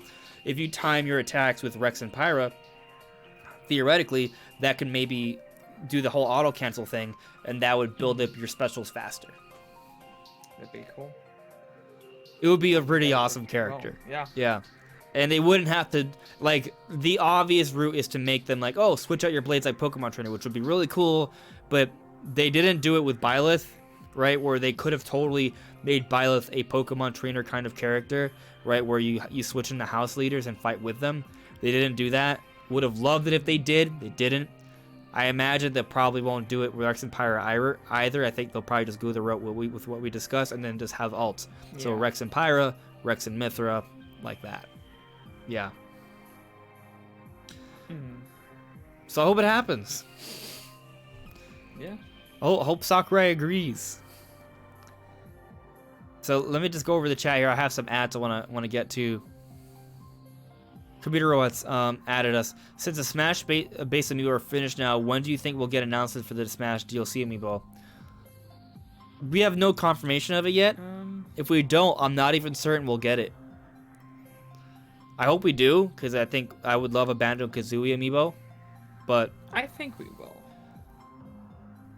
I think it'd be stupid not to release them. I mean, the Fighters Pass is going to holiday 2021. So we got quite a while for them to catch up with amiibo. So if they want to continue doing it, if they make some money, then it's going to happen. Terry Siverson added me. I'll be excited for Shantae and Gino becoming DLC fighters. Shantae and Gino would have new mechanics. Shantae with her hair whips, kicks, magic, and animal transformations, and Gino would have timed attacks. Oh yeah, that would be really cool to see, the timed attacks. For sure. Grief and Golem. Small detail. The tights completely changed... The tight, or do you mean the rights? The rights completely changed to correspond. No. Okay. No, they mean the tights. Oh, okay. They're talking about I haven't read the whole thing Byleth. yet. The types completely changed to correspond to other character. It is based on for female Byleth. Edelgard has red tights like the clothes. Gotcha. Red tights for her socks, and Sothis has not tights on. That is interesting. I like that. There's a nice attention to detail there. Yeah, I'm honestly glad. I mean, I'm a fan of Fire Emblem Three Houses, so I kind of, I'm okay with the character. Like, I wanted it to be Edelgard, but literally, like, I was looking at, like, I put it in my latest Smash video, but I was looking at some of my previous Smash videos, and I made the concession a while ago. I was like, hey, while I would love to have Edelgard, I have to acknowledge that it makes more sense for it to be Byleth because everyone's going to have a different playthrough. No, it's not. Edelgard's amazing. You picked the wrong side. Nope. But you understand my point, though, right? You're going to have people like us Byleth makes way more sense. Huh? Byleth makes way more sense because than picking one of the three. Exactly, because everyone's going to have a different playthrough, but everyone will have played with Byleth. So that's just it. Like, it had to be Byleth, even though a lot of us would have preferred someone else. It had to be Byleth, because Byleth is the best case scenario to appeal to everyone. And that's exactly what happened. Everyone and no one at the same time. Yeah. Somehow. That makes me sound really down on Byleth. I'm not. I really like Byleth. Yeah. And honestly, I think she'd be way more unique than any of the other, any of the three house leaders could have been. So. Right, because by doing that, you can use all 4 weapons. So, what was I gonna say? So yeah, but with the presentation, how do you feel about the DLC moving forward?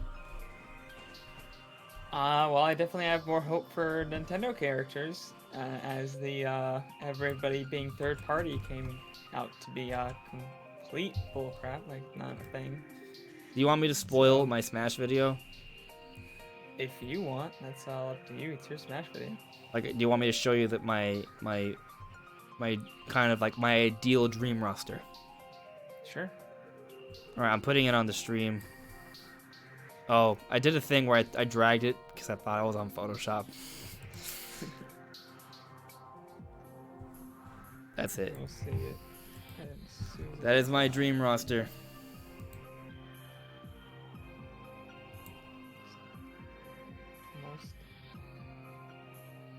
It'll be there in a moment. Not quite yet. It'll be Still there. no. It's coming. Wait, I think. drum roll, please. I think the settings I had on there. I changed the settings to make sure there'd be less lag on the stream.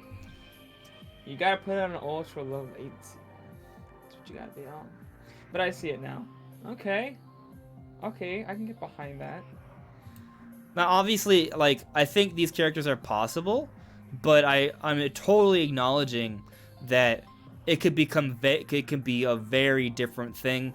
These are just characters I want that I all think have a possibility of making it in. Okay. Like, I think when I look at this list that I have here, even though this is my ideal list, and I think Rayman, Geno, and Rex and Pyro are really likely, and I think the other 3 have a chance, I think it makes more sense to have maybe a 1 or 2 more mainstreamish third-party characters. But but to defend this list, right, just for the sake of argument, technically, if you look at the DLC characters that have come out, technically the first one was Piranha Plant, a Nintendo character. Then it was 4 third-party characters in a row, and they ended it off with another Nintendo character. So, if we want to go by that metric, this list right here is actually following the same pattern. Start off with a Nintendo character, 4 third-party characters, technically, and end off with a Nintendo character. Yeah, no, I think it's an interesting list because when I look at it, they all feel like Nintendo-esque characters, you know? Yeah. Like, none of them, like, stand out, like, as much as, like, Joker in the original Final Pass kind of stood out as, like, this is not a Nintendo character. But these all feel like, you know, even the third-party characters, they're, like, I don't know, they give off very Nintendo vibes. Like, they fit very well within a Nintendo fighting game. I mean, it So I appeals could see mostly to that. my interests, right? Which Right. there's the bias there. You know, like I see everyone else's list, and it's a very different list. You know, like a lot of people are gonna want to include Sora or Crash, but if they really did want to go like to appeal to like the hardcore of the Nintendo fan base, I feel like this list is closer to that. You know, Mhm. um, but you know, it's just they're just possibilities. Like, do you have any idea of what kind of list you would personally want? Huh. I definitely know I would want Doom Guy on there, and I feel like Doom Guy actually has a kind of a chance because I'm gonna Sakurai stop kind of spoiling my likes video. putting in Watch my video, guys. I put a lot of work into it. Nintendo kind of likes putting in those more like retro or obviously Doom Guy's not a completely retro character because he has new games, but they like putting in he likes putting in games or characters that are tied to games with a very old history in games, which is kind of like why Terry is there because he has a very good history with like fighting games going far back, and there's other ones who have that same kind of history. Even Banjo is a very old character, old favorite, and I feel like Doom Guy kind of fits that because he is a very good he was very big back in the retro scene. He's still very big now. We got Doom and Doom Eternal, and the original Doom and Doom 2 and Doom 3 on the Switch. I feel like Doom Guy's got to be in there. I would also like to see We know that Amaterasu. Nintendo and Bethesda were having discussions related to Smash Brothers. We Yeah. just haven't seen anything materialize from that officially yet. No. Bro, I mean, Doom Guy would be hype as hell, bro. Mm-hmm. But like, if it wasn't Doom Guy, who would it be? I would love to see. I'm just thinking off the top of my head here. Amaterasu would be great from Okami. Okay. And I think they actually have a kind of a decent chance of getting in. I'd love I could see a Amaterasu. Bravely Default character getting in, just because we got Bravely Default 2, and a lot of people were really wanting a Bravely Default character. So they have a chance. I don't think it's super high, but I think that's an option. I don't necessarily want to see them in because I haven't played any of those games, but I think that could be an option. What would be the best female character we could get in the DLC? Like, best as in coolest and most fun.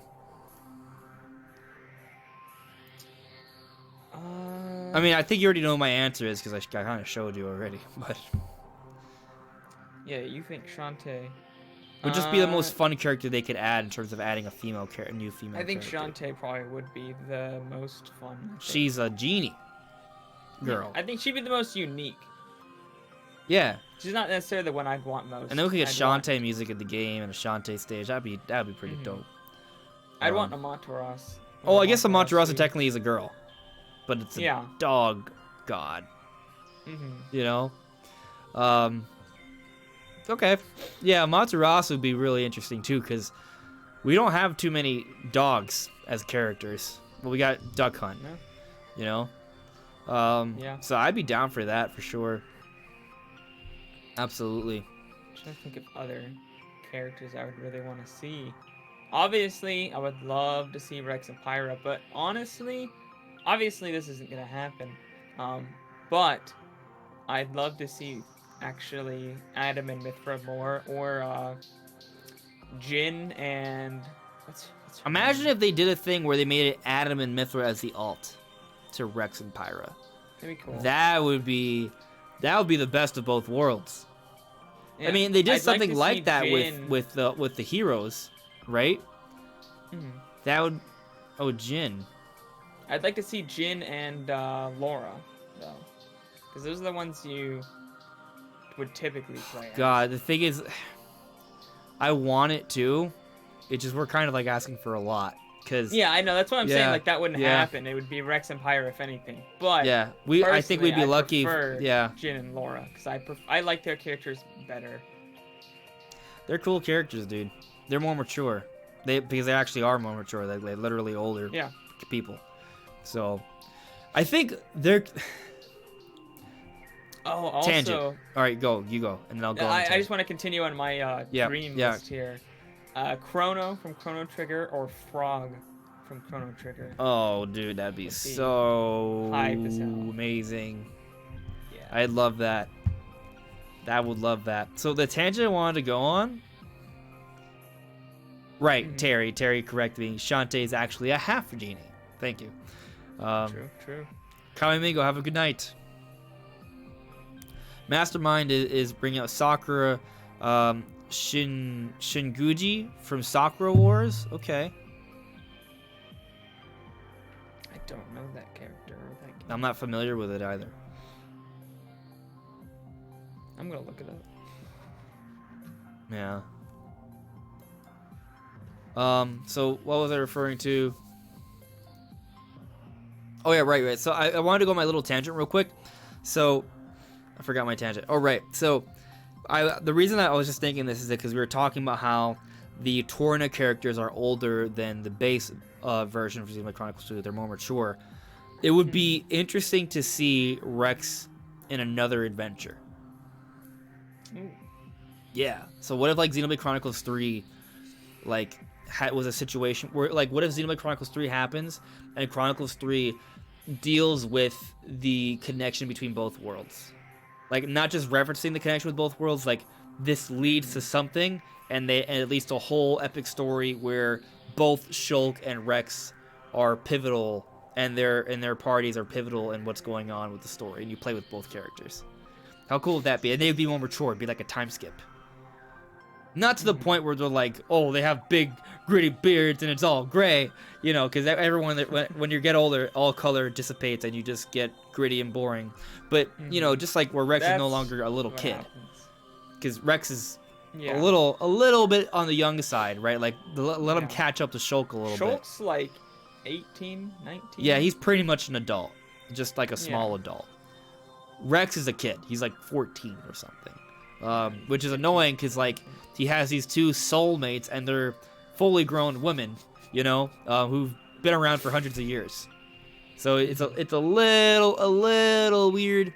So it would be better. I'd appreciate if Rex gained a few years. And I think, I mean, Xenoblade Chronicles 3, I don't think is a stretch. Would you? No, I definitely think it's happening eventually. Right. When it could be another 3 years from now or something, but I think it would be a bit from now. I think because they're working, obviously they're working on the definitive edition. They have that other new IP that they're working on. Maybe after that. Yeah, right, so it could be another 3 or 4 years from now, which I'm fine with. Yeah, I just want it to happen eventually. So, and at the end, well, I don't want to spoil. Actually, I won't. I want to discuss this because I spoilers for Xenoblade Chronicles 2. I was gonna say something about Xenoblade 3, but no. What are you referring to? It's been a while since I played the game, but I mean, we see the connection between Xenoblade 1 and 2 towards the end of 3. I feel like that's enough to say without spoiling what happens, right? Actually, it wasn't what I was referring to. Oh. But is there a way you can refer to it without spoiling it? I was just... It has to do with the world you explore in Xenoblade 3. If that makes any sense. Okay, we'll have to talk a little bit afterwards. If this gets interesting enough, maybe we can make a video about it. I don't remember exactly what happens at the end of Xenoblade 2 because it's been so long. So we're gonna talk about it afterwards. With you, but I think this might even be worth making a video about. Maybe we'll see. We'll talk about it. Maybe. Yeah. Yeah. Computer OS is asking, when do you guys think we'll get the Nintendo Direct? So we talked about it a little bit earlier. I think we're pretty like I want it to happen in January. But I think considering the Pokemon Direct and the Smash presentation, and that also Tokyo Mirage Sessions is already out, a lot of the reasons that they kind of forced us into a situation to think that it needed to happen sooner have already been addressed. So they could probably wait a few weeks. We kind of went over some dates. February 13th seems to resonate with us. So February 13th might be our date. I'm hoping it happens sooner, but considering that they have those... The Devil May Cry 3 announcement dates are the 30th of January and February 13th. They both fall on Thursdays, which would likely be a time for a Nintendo Direct. Maybe one of those announcements happens during a Nintendo Direct. Brandon, you think the 13th makes the most sense? I kind of agree. Like, I want it to be sooner, but 13th seems like I don't know, it feels like the smarter bet. So, February 13th. I mean, even when they had announced the Pokemon Direct in last week's podcast, I was saying that I didn't think it had to be in January. because I was even saying like I thought they would just put out like because they had a trailer for Tokyo Mirage Sessions at the time, and I was like, oh, that's probably what it's gonna be, and they won't mention it in Direct. And well, I was right. So I think I'm gonna continue on with that train of thought and go for mid-February. Yeah. Yep, makes sense. Owen is saying, I hope they do more Pokemon this 2021. I think there's gonna be definitely a new Pokemon game in 2021. They never go more than 2 years. That's never happened, at least not in recent memory. So I think they're gonna skip this year. They're gonna just use a DLC, and then net 2021 there'll be something, maybe Pearl and Diamond remakes or something Pokemon will come out. I bet. Yeah, I'm hoping it's the remakes, and then 2022 is when we get the next main line. Yeah, by that point, it's next generation time. 22. I mean, it would be interesting if they found a way to push until 2022, make it a 4-year cycle instead. But they've been on a 3-year cycle for the generations for a while. So I don't expect that to change, but we'll see what happens. I'm just happy that they finally took a break at all. They didn't take out any breaks for like 5 years. So at least with the DLC, they're going to take somewhat of a break there. Computer Robots is asking, what Gen 8 Pokemon do you think will get in this Fighter's Pass? None. But I think it is worth addressing, like, because we did get a Fire Emblem character. If we got a Fire Emblem character, should we really put it past Nintendo to not put a Pokemon character? Like they could theoretically do that, you know? They could. So I'll say that I think there is going to be at least one Nintendo character for a game that's coming out in the future. But I do not think it's necessarily a Pokemon character. There's a couple options. One, keep in mind this DLC ends by holiday 2021. There could definitely be a game that comes out between now and then that could feature that character that will be shown in the DLC. Now, one possibility, actually, is a character from Breath of the Wild 2. I was going to say that. I was like, ooh, what if? Yeah, and actually, technically, Sakurai talked about Breath of the Wild 2 during the presentation, and he even noted that after playing through the game, he was like, oh, there's no way we can make Zelda a playable character. Like, Breath of the Wild Zelda, at least. Like, she's a different kind of Zelda. I don't think that necessarily means he's teasing that playable Zelda in Breath of the Wild 2, although maybe. That's just something to consider there. But another thing I brought up, and I showed it in my Smash Ideal predictor wishes. I'm gonna call it predictor wishes because they're like pseudo predictions. Is that Silex? So with the same with Silex is that we know Metroid Prime 4 is definitely, obviously it's in the works. We also know that Silex will have something to do with Metroid Prime 4. That is confirmed information. We also know Silex was not just teased, he was shown in the ending trailer for Metroid Prime Federation Force. He was stealing a Metroid egg, which kind of builds up more events leading to Metroid Prime 4. But not only that, Silex is following Samus at the end of Metroid Prime 3. So Silex has an importance here with the future of the Metroid Prime series. And if Prime Trilogy comes out this year, or next year, or at some point by holiday 2021, for sure, at the very, very least, we will have seen some gameplay for Metroid Prime 4. Maybe it won't be out by holiday 2021, but we will have at least seen the game by this point, I bet. And given that, it would not shock me if Silex is shown off. And if Silex is shown off, perhaps he could be a character that's promoted through the DLC as a brand new, awesome character for this new big Metroid game, which, if you've been paying attention, Nintendo wants to push the Metroid Prime series to be on a level like Zelda. Quality-wise, it's been there, right? And they want to make sure it stays there, but considering the situation with the Switch and how Nintendo's marketing works so much more differently now, Metroid has a huge opportunity to finally ascend to the level of a Fire Emblem, perhaps, right? Which gets a whole bunch of Smash characters. And I think Nintendo wants to push this. This is why they restarted development. This is why they had this separate sort of announcement little YouTube video, just like they did with the Zelda delay. That's the only other game that they had a specific like announcement of bad news. Every other game it'll come out in some sort of press release or something like that. They had a separate sort of video presentation just to announce the delay, just like they did with Breath of the Wild, because That's how important the development of this game is for them, I think. They are trying to push this game to be a very, very high quality. And I think Nintendo does want to get Metroid to that level. I think it has that potential. It always has review-wise. It's just sales-wise. So pushing it with a Metroid character, I do not think is a stretch. Because Nintendo's already demonstrated they're willing to put in a character to push sales. They just did it 3 days ago. So, maybe, right? I'm not saying I'm convinced that Psylocke is a DLC character, but I think it's a possibility, like a good one. Yeah, I think if they were gonna add another Metroid character, Psylocke kind of makes the most sense. So I could see that. I'm excited. I'm trying to think of what the most likely Zelda character is. If they, I think it'd be weird if so.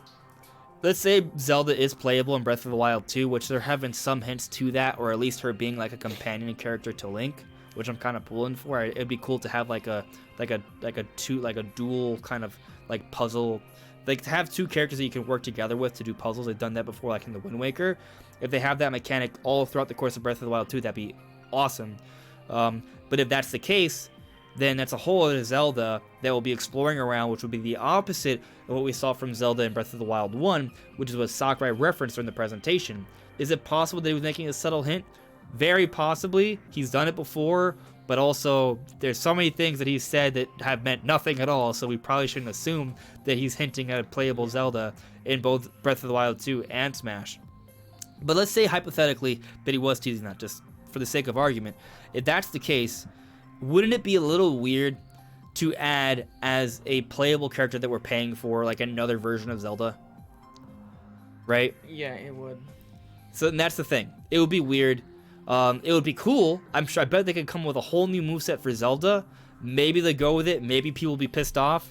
Right? Kind of like Byleth. I don't think they will. I think best case scenario, what they should do is instead of having playable Zelda, if Zelda is playable in Breath of the Wild, is just at some point this year announce new costumes for the characters, and maybe one of those new costumes is Breath of the Wild Zelda, which would be so much easier than, you know, making a whole other DLC pack for Zelda, the princess. But then I guess it opens the door. Can it be another character? Right, that's what I'm thinking. Like, if there has to be a character in the Fighter's Pass for Breath of the Wild 2, what character could it be? I mean, we don't know enough about Breath of the Wild 2 maybe to even say. Like, maybe there's characters in there that make sense that we don't even know about. Or characters that had smaller roles in the original game that have bigger roles now, or different roles that make more sense. Like, who knows? Like, we don't know enough about the game really to say definitively, but based off of what we do know, I'm trying to think if there's anybody that makes sense. Like, obviously, if they were going to pick from, like, Breath of the Wild 1, I would pick, obviously, one of the champions. Probably Urbosa's, if I had to pick. But she's dead. Right. Oops. I hope that wasn't. I mean, it's kind of like... Oh, no. The thing... if you don't know that, I don't know what you're like, they tell you at the beginning of the game. Yeah. So, I don't think and the game came out more than 3 years ago. The first time they ever mention her, you know she's dead. Yeah. Like, you don't even know who the character is before you know that she's dead. Yeah. So, there's that, and it's supposed to relate to Breath of the Wild 2. We may not see the champions mentioned at all in Breath of the Wild 2. Right. I think my personal opinion, I think I've made a video on this before, is that we'll see the champions, like, successors. Descendants. Yeah, they're descendants, yeah. I hope so. Some of them definitely need some character development. That'll be interesting to see.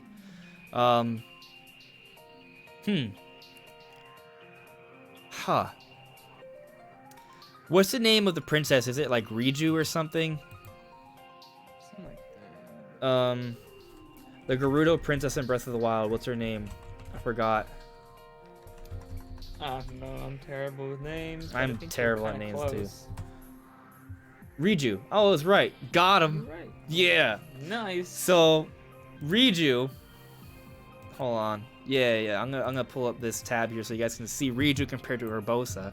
This is Riju. She's like a cute girl, but then you have Urbosa, who's like this muscular 7-foot tall goddess warrior who can summon lightning. And Yeah. Riju is just a cute little princess girl, right? She's a tiny little girl, right? She's like 4 foot nothing, and she's 7'6". I'm throwing numbers out there, but I don't think I'm that far off. You know, so if there, I think there needs to be like a time skip, and Riju needs to grow a couple years, and also learn how to use some scimitars and kick butt, and also summon lightning.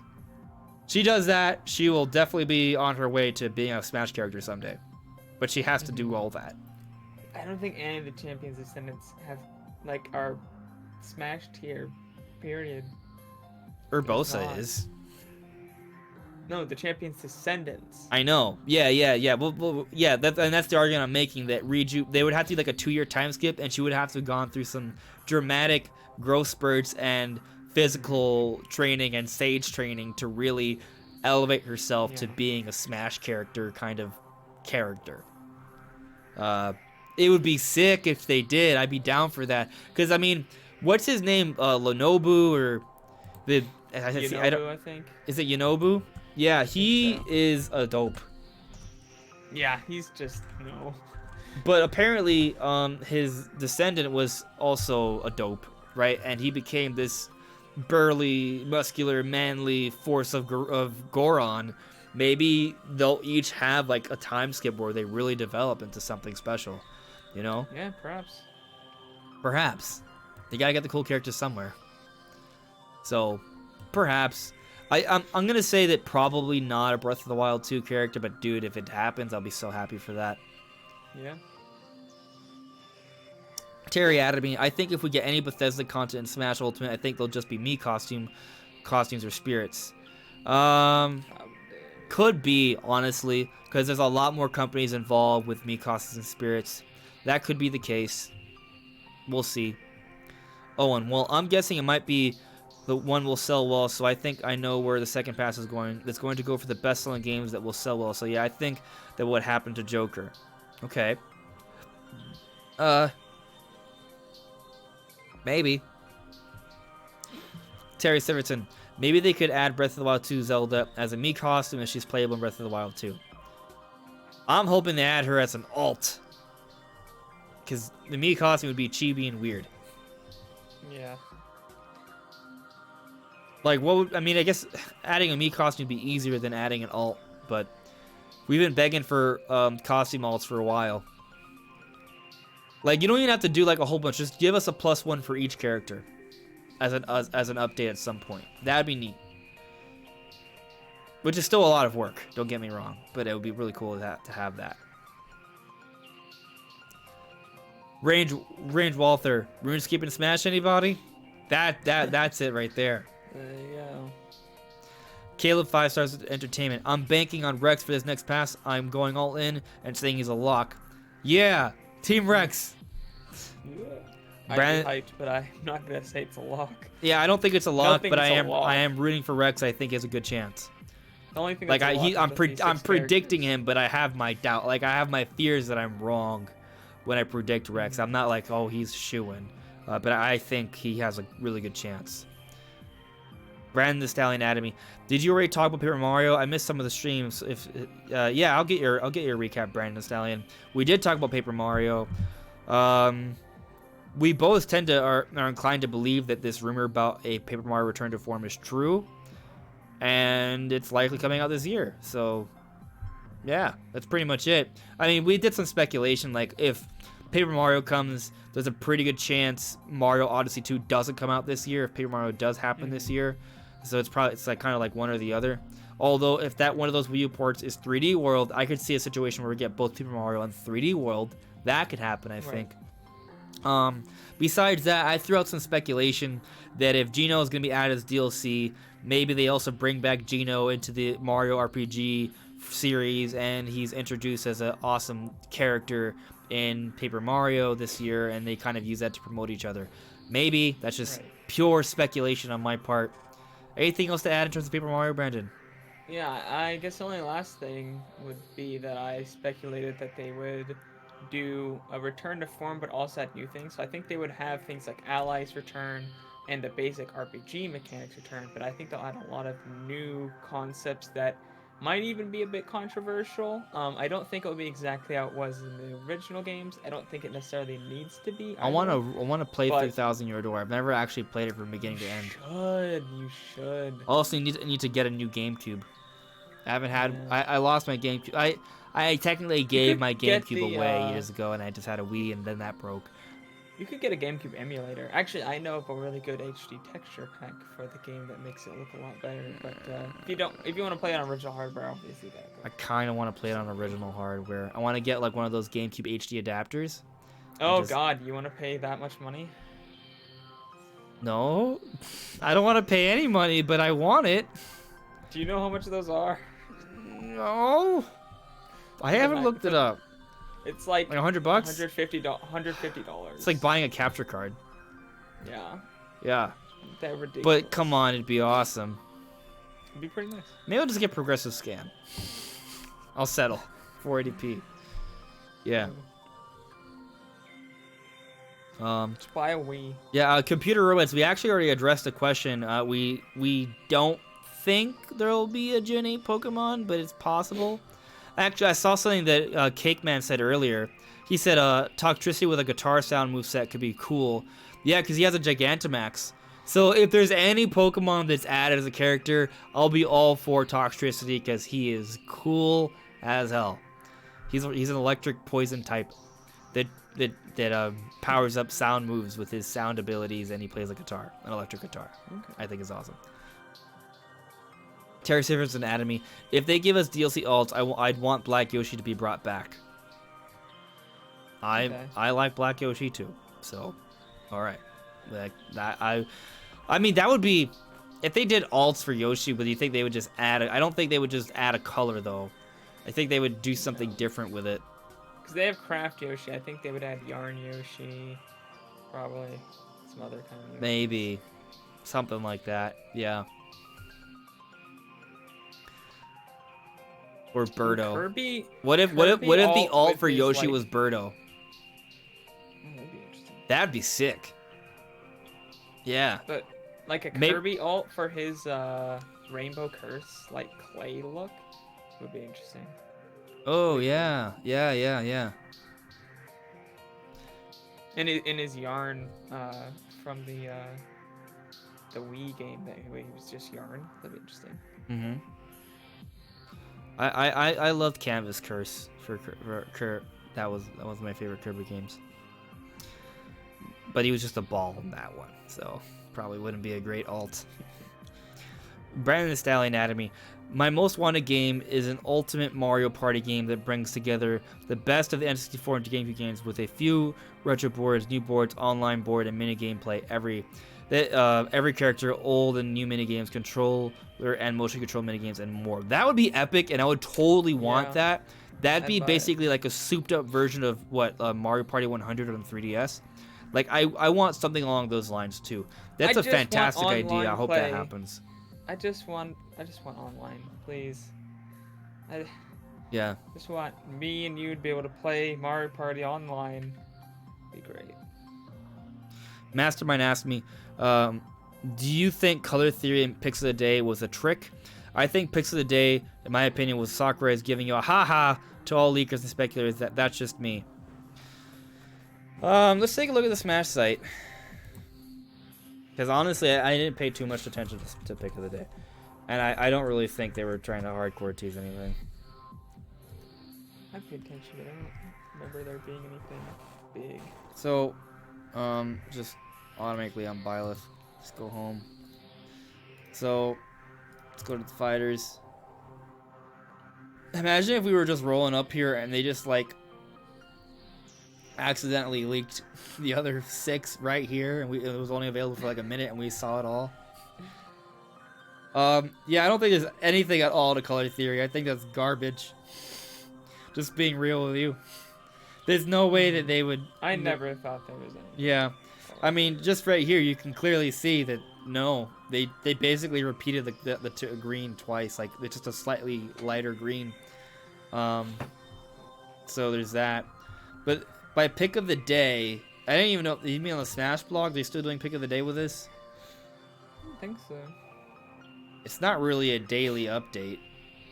Or you mean on Sakurai's Twitter or something?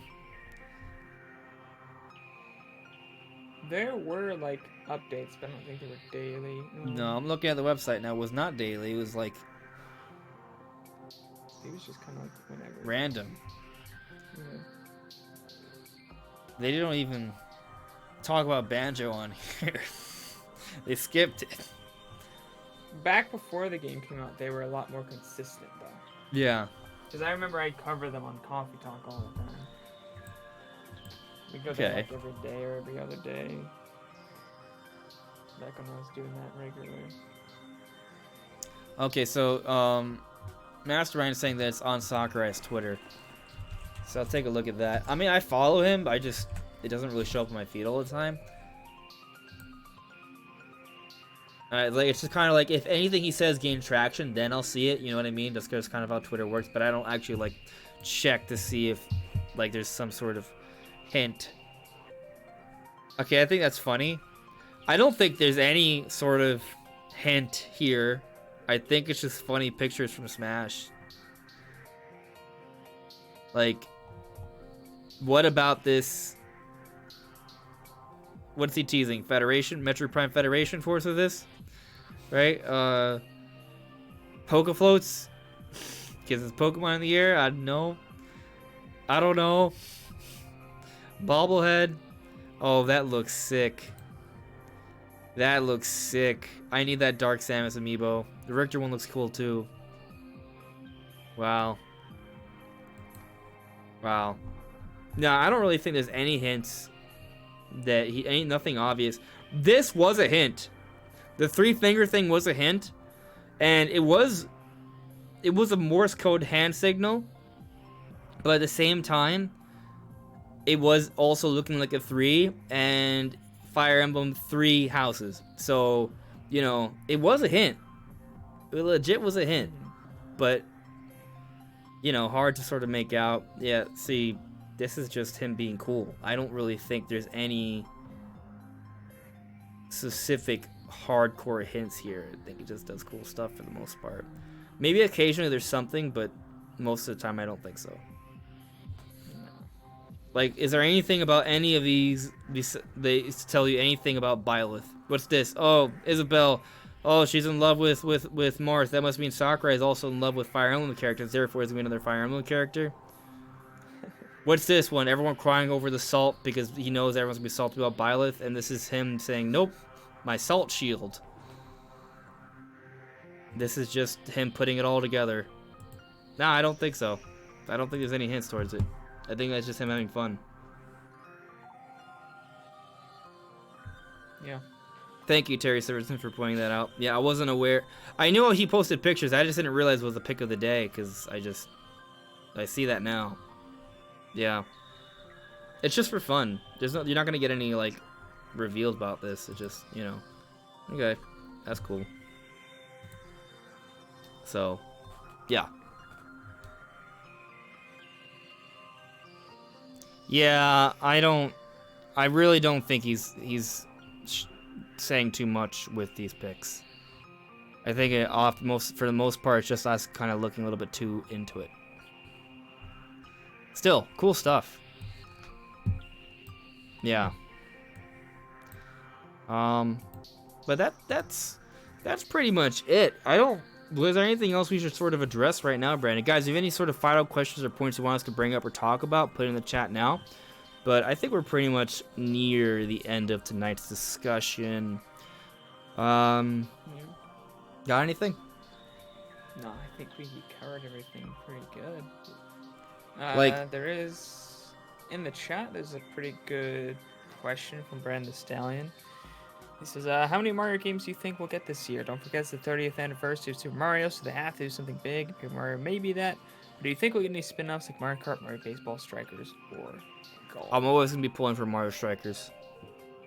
Right. I'm always going to be pulling for it. It wouldn't shock me if we get at least one Mario sports title this year. We pretty much get one like every year. We pretty much always get like 2 things Mario. Like of any size, you know, spin-off, whether it be spin-offs or main games. I hope it's not 3D World, personally. Yeah, I don't know. I think Like honestly, if no, it came out, I wouldn't buy it. So. I wouldn't buy it. But then again, that's most Mario spin-off things. I just don't end up buying anyways. Well, 3D World, I don't consider a spin-off. I consider it a Wii U port. Right. Yeah. I hope. I think there's the only Wii U port I'll probably buy at this point is Pikmin 3, which I do think is one of them. I'd buy Wind Waker again and Twilight Princess. Maybe if they're bundled together for $60. I'd buy Wind Waker no matter what. Twilight Princess, I'm not sure. I'd buy it eventually, but I'm not sure if I'd buy day one. Dude, imagine a triple pack: Wind Waker HD, Twilight Princess HD, and Skyward Sword HD. But the thing about Skyward Sword HD, they don't really change much. They just upscale it into HD and just add like traditional controls and motion controls, and it just has it as a 3-pack. That'd be hype. I mean, in terms of value, that'd be amazing. But I'd rather them do a bundle of Wind Waker HD and Twilight Princess HD, and then actually do an HD version of Skyward Sword. Full remaster on standalone. Yeah, but that's not happening. No. I don't expect that either, because I expect Breath of the Wild 2 to come out this year. I don't think to both. Right, I don't think it would happen this year. I'm just saying, like, eventually. Yeah. Maybe next year. Yeah. So we're getting something Zelda every year, so it makes sense. We got some. I got some more interesting questions in the chat. Terry Severson Anatomy. Okay. People are fools to trying to decode something Sakurai does or picks a day or other things. It's really easy to get caught up in that stuff. It's fun, but I think most of the time there isn't much to it. Terry also asked, or just brought up, I'd like to see a Super Mario RPG remake. I would like to see it as well, but at this point, I'm sort of accepting. What I'm hoping for is that they have Paper Mario, but they make some nods towards Mario RPG. Maybe including Juno would be one way to do that. Mm-hmm. Mastermind, do you think we'll see more footage for Breath of the Wild 2 in the next Direct? Possibly. I think because it's taking a little bit longer for the Direct to come, that is sort of putting me in the situation, like in the mind space, that I don't necessarily expect like an April Nintendo Direct. Like if there's a Nintendo Direct in February, we might just get the February Nintendo Direct. It's going to be a big one though, and then that'll be the last major Nintendo Direct before summertime, and in between that, it'll just be some game-specific directs. And if that's the case, maybe they do at the very end say, "Hey, Breath of the Wild 2020." I could see that. Mm-hmm. Yeah. Yeah, I'm the farther into the year we're having to wait for the Direct, the more likely I think we'll get something Breath of the Wild 2. But I honestly don't think it would be anything big. Like at the most, we'll get something on the same scale as what we got at E3. But I think it'll probably be less than that. I think it's gonna be mostly less. Just a 2020. Yeah, I think it'll be less than that, and I think it'll be mostly just the 2020 confirmation. Which, in its own, like, just not even putting any gameplay, just saying, if they just gave us a black screen with some mystical music that's set in the white Zelda text, Breath of the Wild, or not even, let's say like Legend of Zelda, something, right? 2020. That would be enough to just get me screaming. I would need no gameplay, and that would be all I needed. Like, give me a title drop and a release date or release year. That would be enough. I think they might, honestly, if they do gameplay, I think it would be like some panning shots, or like some kind of hint at a new mechanic, and then that's it. I don't know, Beer. I don't know. I don't even know if there'd be a hint at a new mechanic, but I think honestly they would do like some kind of gameplay, even if it was just the most basic, just like showing off. Just shots of the world, just like panning over the world a little bit, and that was it. Yeah.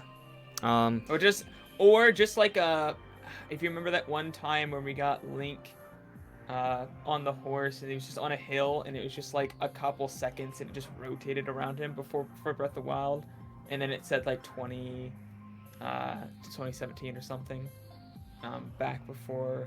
Yeah, that was a long time ago. I think it was like 2016 or 2015 it said, but yeah. Yeah, that was before E3. We got that. I think they might do something like that.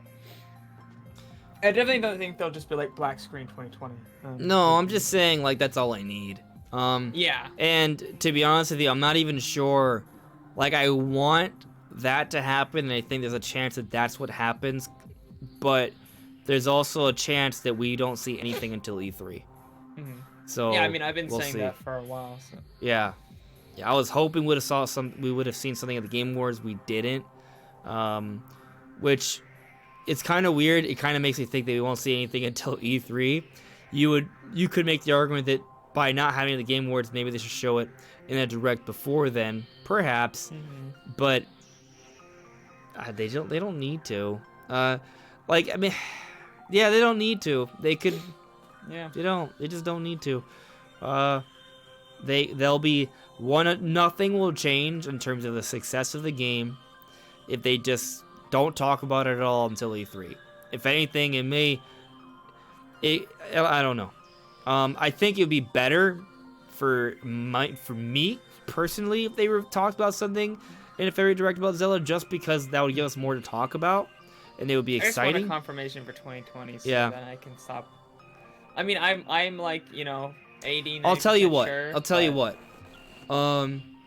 We already got some credible rumors suggesting Switch Pro is actually coming out this year, perhaps even mid 2020. If that is actually the case, I'm willing to guess that this Switch Pro may even come out before E3, right? Or at least be revealed before E3, so they can show games off at E3 running on this game, running on this. And if they're gonna start pre-orders earlier in the year for Breath of the Wild, they may want to announce that the game is coming out this year, so pre-orders should start kind of like happening with more frequency. I guess, but at the same, I don't know. I'm kind of 50-50 on it at this point. Like, and beforehand, I wasn't even 50-50. I was like more likely E3 reveal for Zelda or re-reveal for Zelda, because a January Direct is like I feel like it's a little bit early in the year. Yeah. But now, because it doesn't look like there's going to be a January Direct, and it's more likely a February Direct, I just think there's going to be the one major Direct before E3. And if that's the case, maybe they could have it then. I'm 50-50. We'll see what happens. Yeah. Hello there, Michael Garcia. We're actually nearing the end of the discussion, but if there's anything you want us to talk about right now, by all means, put it in the chat. So, where was I, though? Mastermind saying, I think it'll just be called Breath of the Wild Part 2. I doubt it. I don't think so. No. That doesn't sound like something Nintendo would do, to be honest. They've never done that. Well, I mean, maybe Zelda 2. Yeah, but Zelda 2 is such a weird time when they didn't even know what it still is called Link's. It still is called Link's Adventure. It still had a name. Yeah. It still had a subtitle. Yeah, Computer Rock is saying at least Gino is acknowledged in some way as a spirit.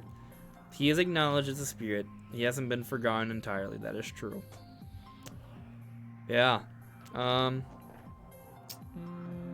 I guess the exciting thing about a Nintendo Direct happening later in the year is that it does open up the door for it to be bigger, especially because Tokyo Mirage Sessions will not need to be mentioned because that won't be there, and the Smash character reveals already happened, so I don't really expect a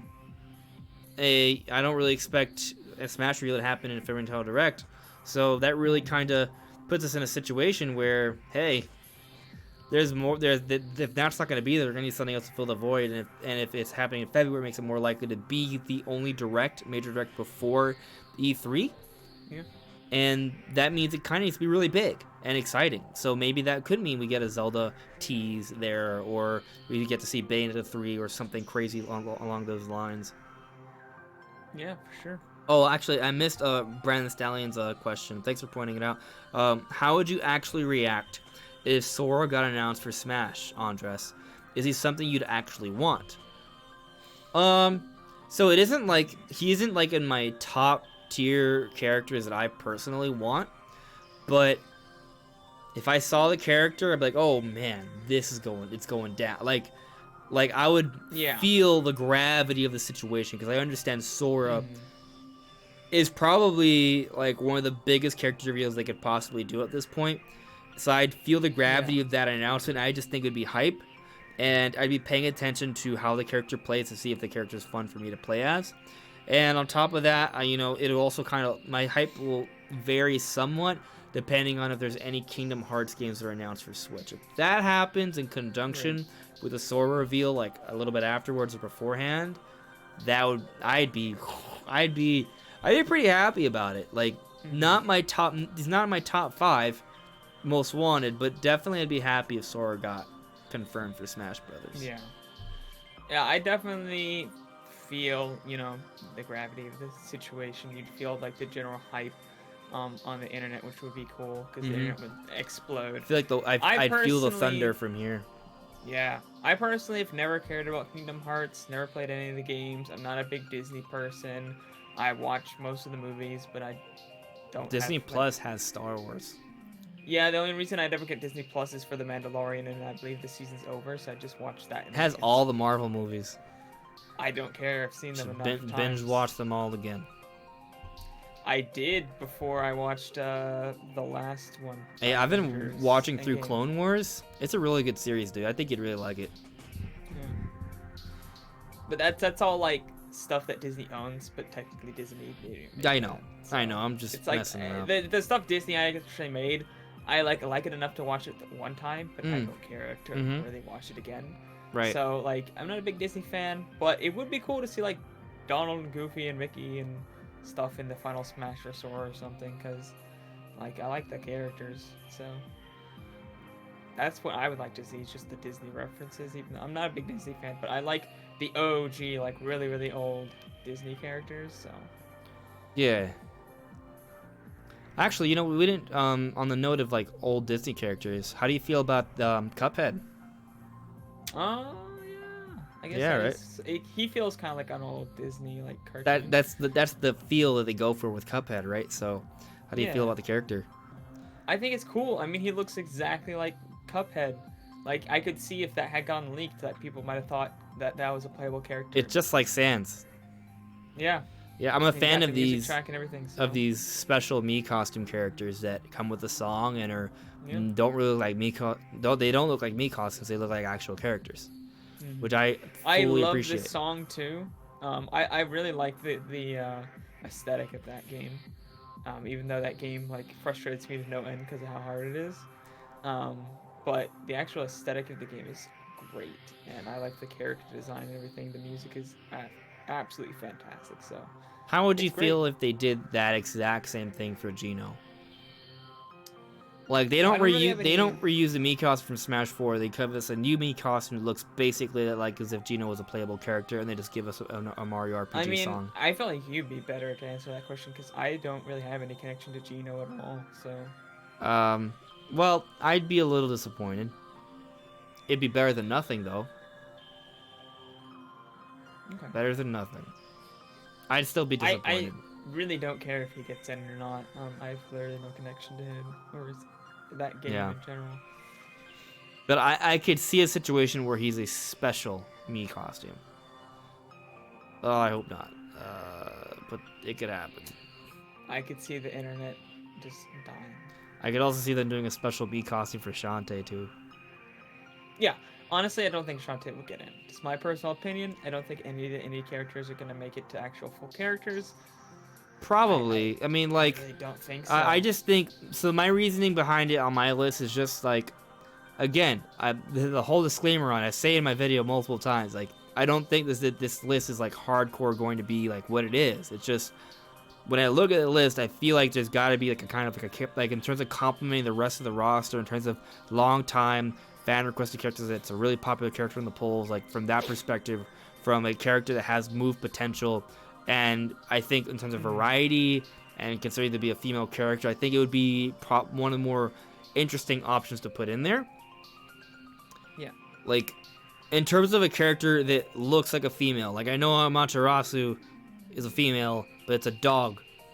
Like an actual, like, woman, female character. Like, what could they put in that would be really interesting? That would make a lot of sense. Like, I feel like Lara Croft, my issue with Lara Croft is the way I would imagine her moveset. A lot of it would be kind of like characters that are already in the game, you know? Mm-hmm. I mean, maybe they could find a way to make that interesting, but I feel like if I had to pick between Lara Croft or Shantae in terms of having more moveset potential, I feel like Shantae is really cool because she's a half genie with magical powers and transformations and things of that nature. Mm-hmm. So I don't know. Maybe they just wouldn't have a female character. Maybe Rex and Pyra is it. Maybe so. I know there's this character that I'm personally not too familiar with, but I know a lot of people talk about it. It's been in discussion. Reimu from Toho Project. Not a series I'm familiar with, but it would be a female character. Maybe that it could. I guess that character for me would be maybe one of those situations where Smash is educating me, because on a series that I'm not familiar with, which I kind of like about what they do, where with the presentations they sort of educate us on the history of that particular character and its franchise. So that'll be kind of cool to see. I guess that's a female character that can maybe do it, even though I know so little about it. Yeah. Let's see here. Let me see. Caleb seems to agree that he said, I feel that Geno may be one of the special Mii costumes. We'll see what happens. Brandstein added me. I feel like these are Sora's possible splash screens. Warning, these are preferences to Kingdom Hearts. Or references to Kingdom Hearts. Sora unlocks the door to Smash. Sora awakens the light. I think those two. Those would be fun to see. Terry added me. We wouldn't get Mickey, Donald, and Goofy, or any other Disney character, Mickey and Goofy friends, coming with Sora. Yeah, I don't know. I think we definitely would, honestly, at least for the Final Smash and stuff, and for their stage, because as we actually did figure out, or it seemed this way, is Disney's actually the one who commissioned Sora to be made by Square Enix. And they were the ones who oversaw heavily the character's design. So they do, in fact, own rights to Sora himself. So if Sora were to get into Smash, Nintendo would have to work with Disney in order to get Sora. So if you're already working with Disney for Sora, why not get Donald? It's a weird situation because those characters specifically aren't originated from a video game. So that it's kind of, you know what I mean? It's like, because the one rule that Sakurai has made that you'll only use characters that have video game origin. Now Sora himself is a video game character, but his side pals are not. Right, so but I don't wonder think how that would be Sakurai treated. would put Sora in and not have any references to Disney, because what stage would you would you have a stage that only has the Square Enix characters in there? What, you wouldn't be representing Kingdom Hearts if you didn't have any Disney characters in, and Sakurai would never do that. You would never put in a character and not represent them properly. And having that representation in there would just put Sora on a level of, this is crazy. You either have Sora with the Disney characters, or you don't have Sora at all. That's my thinking. I don't think Sakurai would ever put Sora in and then you could, you're right, you could, but it wouldn't be fair to represent the series properly. And I think that's a good point. It's not so much that rights-wise, they could get away with it. Yeah, they could get away with it if they didn't. It's just kind of more of a situation where if you want to pay proper respects to the character, you would need to have the Disney characters in there. So there need to be a little bit more collaboration done, and I think it's possible. It's just kind of like a huge thing, which would place a lot more value there, right? If they have a stage that has Disney characters in the background, and that's intense, dude. Disney characters in Smash, that would just be nuts. So, Terry Adamy, Sora doesn't need Donald and Goofy. It's not so much that he needs them to play. That's not the point. The point is that if you're going to represent Kingdom Hearts, a very important aspect of Kingdom Hearts is that there are Disney characters in it. And if you have an entire fighters pack to represent Kingdom Hearts properly, with music and a stage and the character, and there's nothing at all that references anything from Disney, that would not be fair representation of what Kingdom Hearts is. So if someone doesn't know anything at all about Kingdom Hearts, nothing at all, and they were to ask you, hey, I heard about this Kingdom Hearts thing, I know nothing about it, could you tell me what it's about? What would you tell them? You would have to bring up that it's an RPG series that has Disney characters in it. You'd have to bring that up. So to appropriately represent that series, I think there would have to be Disney characters involved in some way. Not necessarily playable, but at least in the background or referenced to some extent, because then that wouldn't be a fair representation of that series. Yeah. So, completely. Yeah, we'll have to, I don't know what'll happen, but we'll see. I see a Cake Man is saying, Shantae's transformations could work like how Byleth's weapons work. That'd be interesting. Like as she transforms in a certain direction, she does that attack. I'd like to see that. That'd be pretty cool. Terry responded, the Mickey emblem on Sora's Keyblade could be kept on his Keyblade. I feel like it would need to be a little bit more than just a small little thing on the Keyblade, but you still have to get rights for that anyway. So if you have rights, at that point you might as well put something else in there.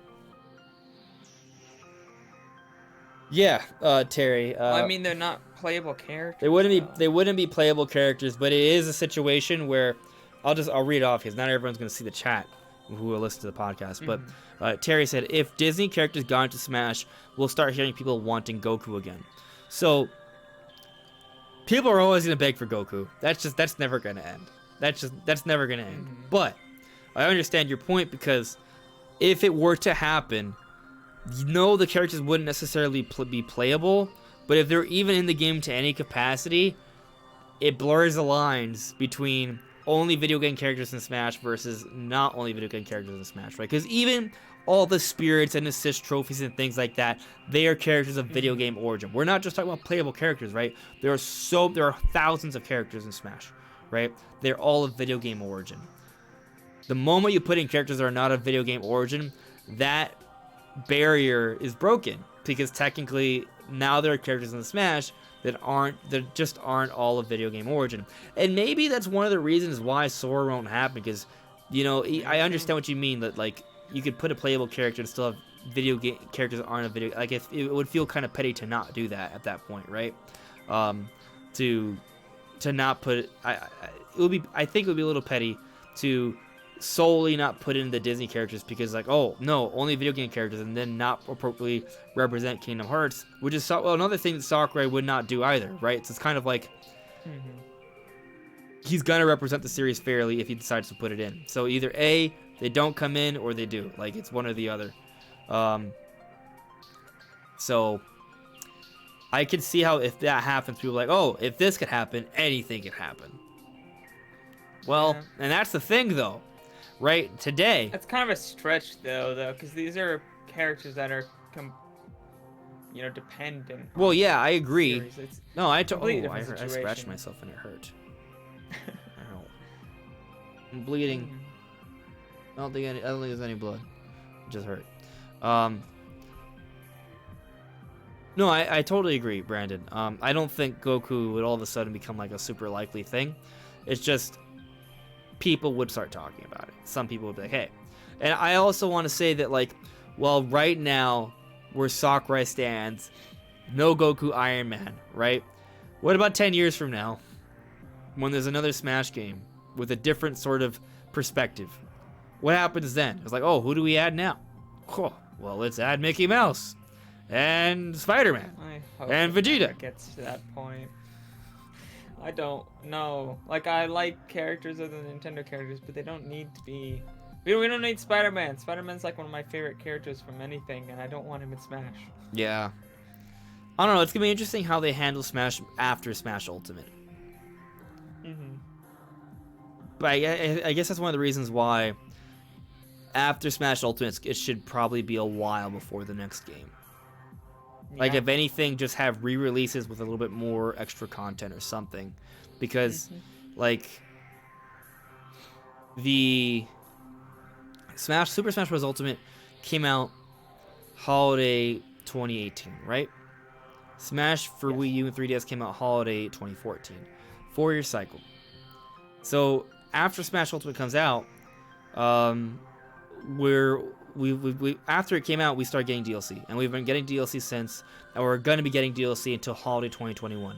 At that point, I'm assuming it's going to be over for the DLC. That's going to be 3 years after the game has come out. 3 years is basically an entire development cycle for a Smash game, right? I don't think once the DLC is over, they're going to jump into development for the next Smash game. We're not getting the next Smash in 2022. It's just not happening. No, it's not happening in 2022. I don't think it's happening in 2023 or 4. I think it could be 2025. Maybe. By that point, though, there will have been so many games that have come out. There probably will be able to include a few new characters, and it'll be fine. But at We this, get ARMS characters. yeah, We'll get Kira Howard, perhaps, especially if yeah, there's a sequel there, right? Maybe an Octopath Trap, not an Octopath, but maybe a Bravely Default character. a character from Monolith's new IP. Perhaps. Maybe a character from Breath of the Wild 2. Maybe then we get a Metroid Prime 4 character or Prime 5 character. I'm assuming Prime 5 what could maybe come out by 2025, right? So, you know, certainly, I think if the next Smash game comes out like 2025, by that point there will be have been enough games that there could be more new characters. There'll be more material there. Let me see.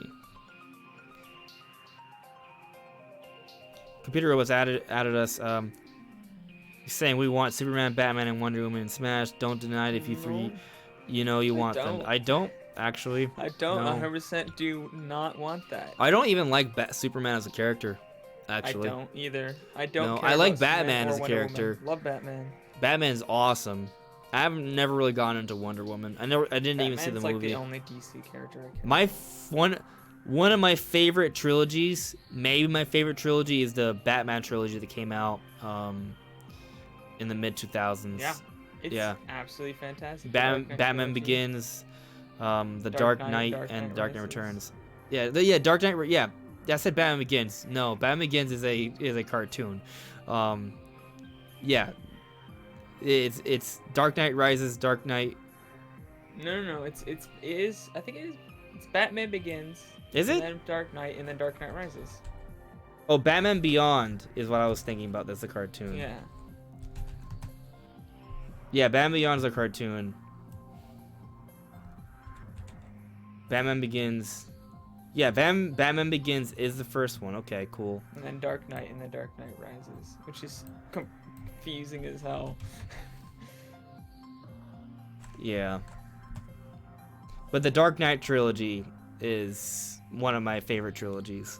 It's top 3 easily, maybe second, maybe first. I'm trying to decide if I like Lord of the Rings more, but it's just really hard to rewatch Lord of the Rings because of how long they are. Lord of the Rings is one of the best trilogies ever. Control Alt Down just came in. Hey guys, what have I missed? Everything. The whole podcast. The whole podcast. We're literally ending it. Yeah. But I mean, we talked about 2D Metroid, how maybe we could be getting Metroid 5 this year, Paper Mario Return to Form, Smash DLC all over. I mean, yeah, we've talked about so much.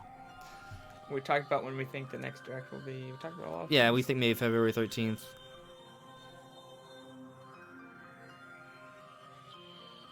Yeah. Just woke up. Where do you live? I don't know. It's 10:40 for me. Yeah.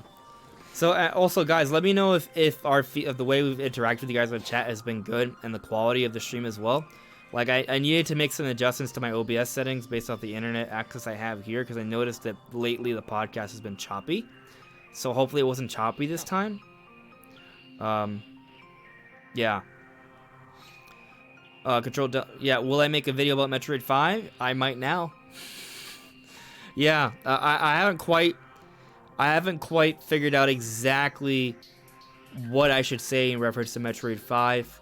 I guess I could at least just have a video focused specifically on how Metroid 5 happening could impact the Metroid series as a whole.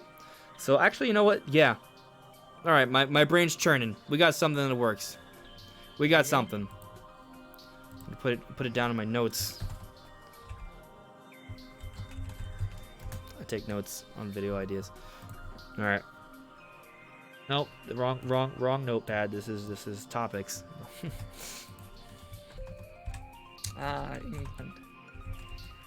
That makes sense. Okay.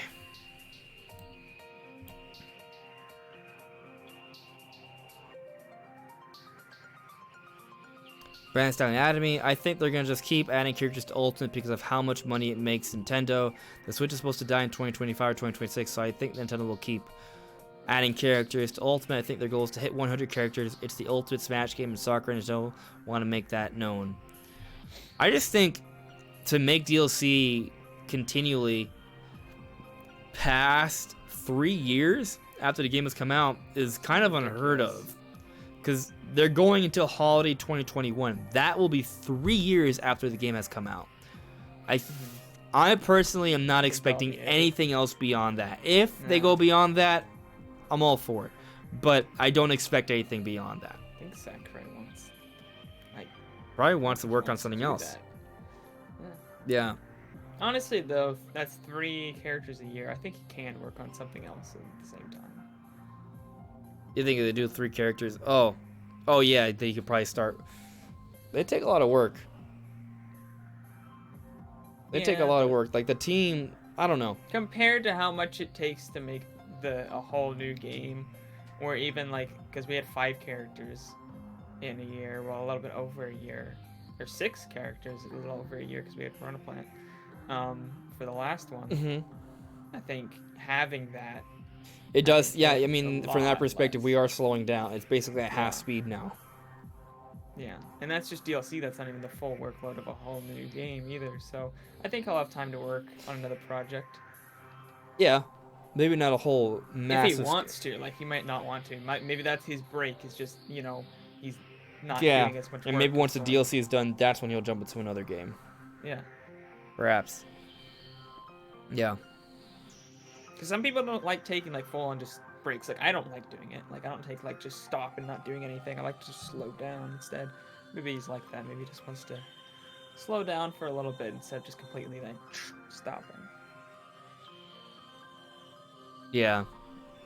But also, I don't think the idea that the Switch is supposed to die in 2025 or 2026 is a little strange to me, because I don't think there's any like, I don't think it's supposed to die in that time. Like, that might be it, but we don't have any official confirmation of when the Switch is going to die. 2025 would be pretty late. Yeah, that'd be 8 years. 2026, that'd be a 9-year cycle. That'd be a freaking long cycle. And Nintendo did say they wanted to last a long time. The 3DS came out 2011? Yeah, the 3DS had a pretty decent cycle too. Did 3DS come out 2010 or 2011? I think it was 2011. Might have been 2010. I don't know. I think it was 7 years or 8 years. February 2011. The beginning of the 2011. It's a 7 years cycle for that. Nintendo DS came out November 2004. So they went not a full on 7 years. It was like 6.5 years before the 3DS, which is longer than a typical console life cycle. But the handhelds typically have longer life cycles than the consoles anyways. That may have more to do with the fact that the handhelds perform better. Yeah. Because even though the Wii was very successful, it slowed down dramatically after the 4th year. So I think there was also just less reason to upgrade, because it used to be like mobile tech was pretty slow going and expensive. Makes sense. Just less reason to upgrade over time. But lately, though, it's been exploding, so more reason. Well, we may be getting a Switch Pro this year. I mean, they always had little iterations of the handheld. That they did that to help kind of keep it going for longer, which is what they're going to do with the Switch. The expectation of handhelds was also much lower as far as graphics go. Like, That's people true. didn't expect it to look good at all. Like, people were happy with whatever. As long as it looked marginally better than the last gen, like, they were fine. Like, we didn't have expectations for how handhelds were supposed to look. Yeah. Now, the Switch, it needs to look as good as a home console, and that is, you know, a much, much higher bar. I just want to say the 3DS was dead to me 2017. Yeah. I think it was dead to everybody as soon as the Switch came out. I think it was dead to people before that. Well, but I think Pokemon Ultra Sun and Moon and Metroid Samus Returns came out holiday 2017. Right? Yeah, they did. I think Samus Returns came out mid 2017. I think it was like August, September. Yeah, October, September, yeah. That was like the swan song. For me, for some people, it was ultra trash. Most people. I don't Yeah. Yeah, Metroid maybe Samus people- Returns was some September people liked 15th. it. Yeah. So some people, like, because I support Pokemon Sword and Shield, people call me a Game Freak shill, and they say that I blindly eat everything, play everything that Pokemon offers. Yet I adamantly have no respect for Pokemon Ultra Sun and Moon. Like, I do not at all. And by doing that, that meant that I would skip out on playing Pokemon competitively for 2 whole years. So just want to point that out to people. I am not a Pokemon shill, or whatever you would call it. Like, if I like it, I like it. If I don't like it, I don't like it. I like seeing the good side in things. You know, I try, you know, even if something doesn't meet my expectations, that doesn't mean it's bad. But anyway, yeah, for me, Metroid Samus Returns was the swan song. In fact, I think I made a review for Metroid Samus Returns when it came out, and the thumbnail I put swan wings on Samus because it was my swan song. And so yeah, so if you want to break it down like that, so that was it's more than it was longer than 6 years. It's kind of like 6.5 years if you want to say it was dead by holiday 2017. Kind of comparable to the Nintendo DS, which was also about 6.5 years. So they were comparable, I guess. Granted, Nintendo still made the 2DS. They came out with the new 2DS after that, right? They came out like in 2018 or something like that. So they still supported the system when games were coming out, but nothing I really cared about. But they had the Luigi's Mansion remake, for example. Little things. It turned into like Wii U support level. Yeah. Game is in Wii U support in like early 2017. What? 2017 is when it started the Wii U support levels, honestly. Yeah. Yeah. Maybe even mid 2016. Like after the Switch was announced, like as a concept, like the NX, nobody cared about the 3DS. Yeah. Yeah, I'm with you there. Anyway, we've been ending the discussion for like 30 minutes. So we're gonna call it now, guys. Yeah. Oh, a couple of things. Terry asked, what if Sakurai decides to retire after the DLC is done? I don't think he will retire from making games. No. He's not even that old. No. I think he may take a long break from Smash Brothers, though. Yeah. I think there'll just be a long break in Smash Bros. Anyways, but yeah. They may have another director work on it. We'll see. It's going to be really interesting to see if they do change that. Computer robots, he added us both. Would be in their early 30s starting families at the time when the Switch burns out in 2027. I'd like to point out I won't be 30 in 2027. I will be in my 30s in 2027. Yeah. If it's past July, I'll be 28. Because I was born 1999, July 31st. Terry Service is saying, I completely lost interest in Pokemon not long after I finished Ultra Sun. You should not have played Ultra Sun. It took all the interest out of you. Sucked the life from you. Yeah. Anyways, thank you guys for watching. Leave a like. Check out Brandon's channel. It's linked in the description below. And good stuff for coming. So stay excited, my boys and friends and peeps and pals. All of you. Yeah. It's going to be good.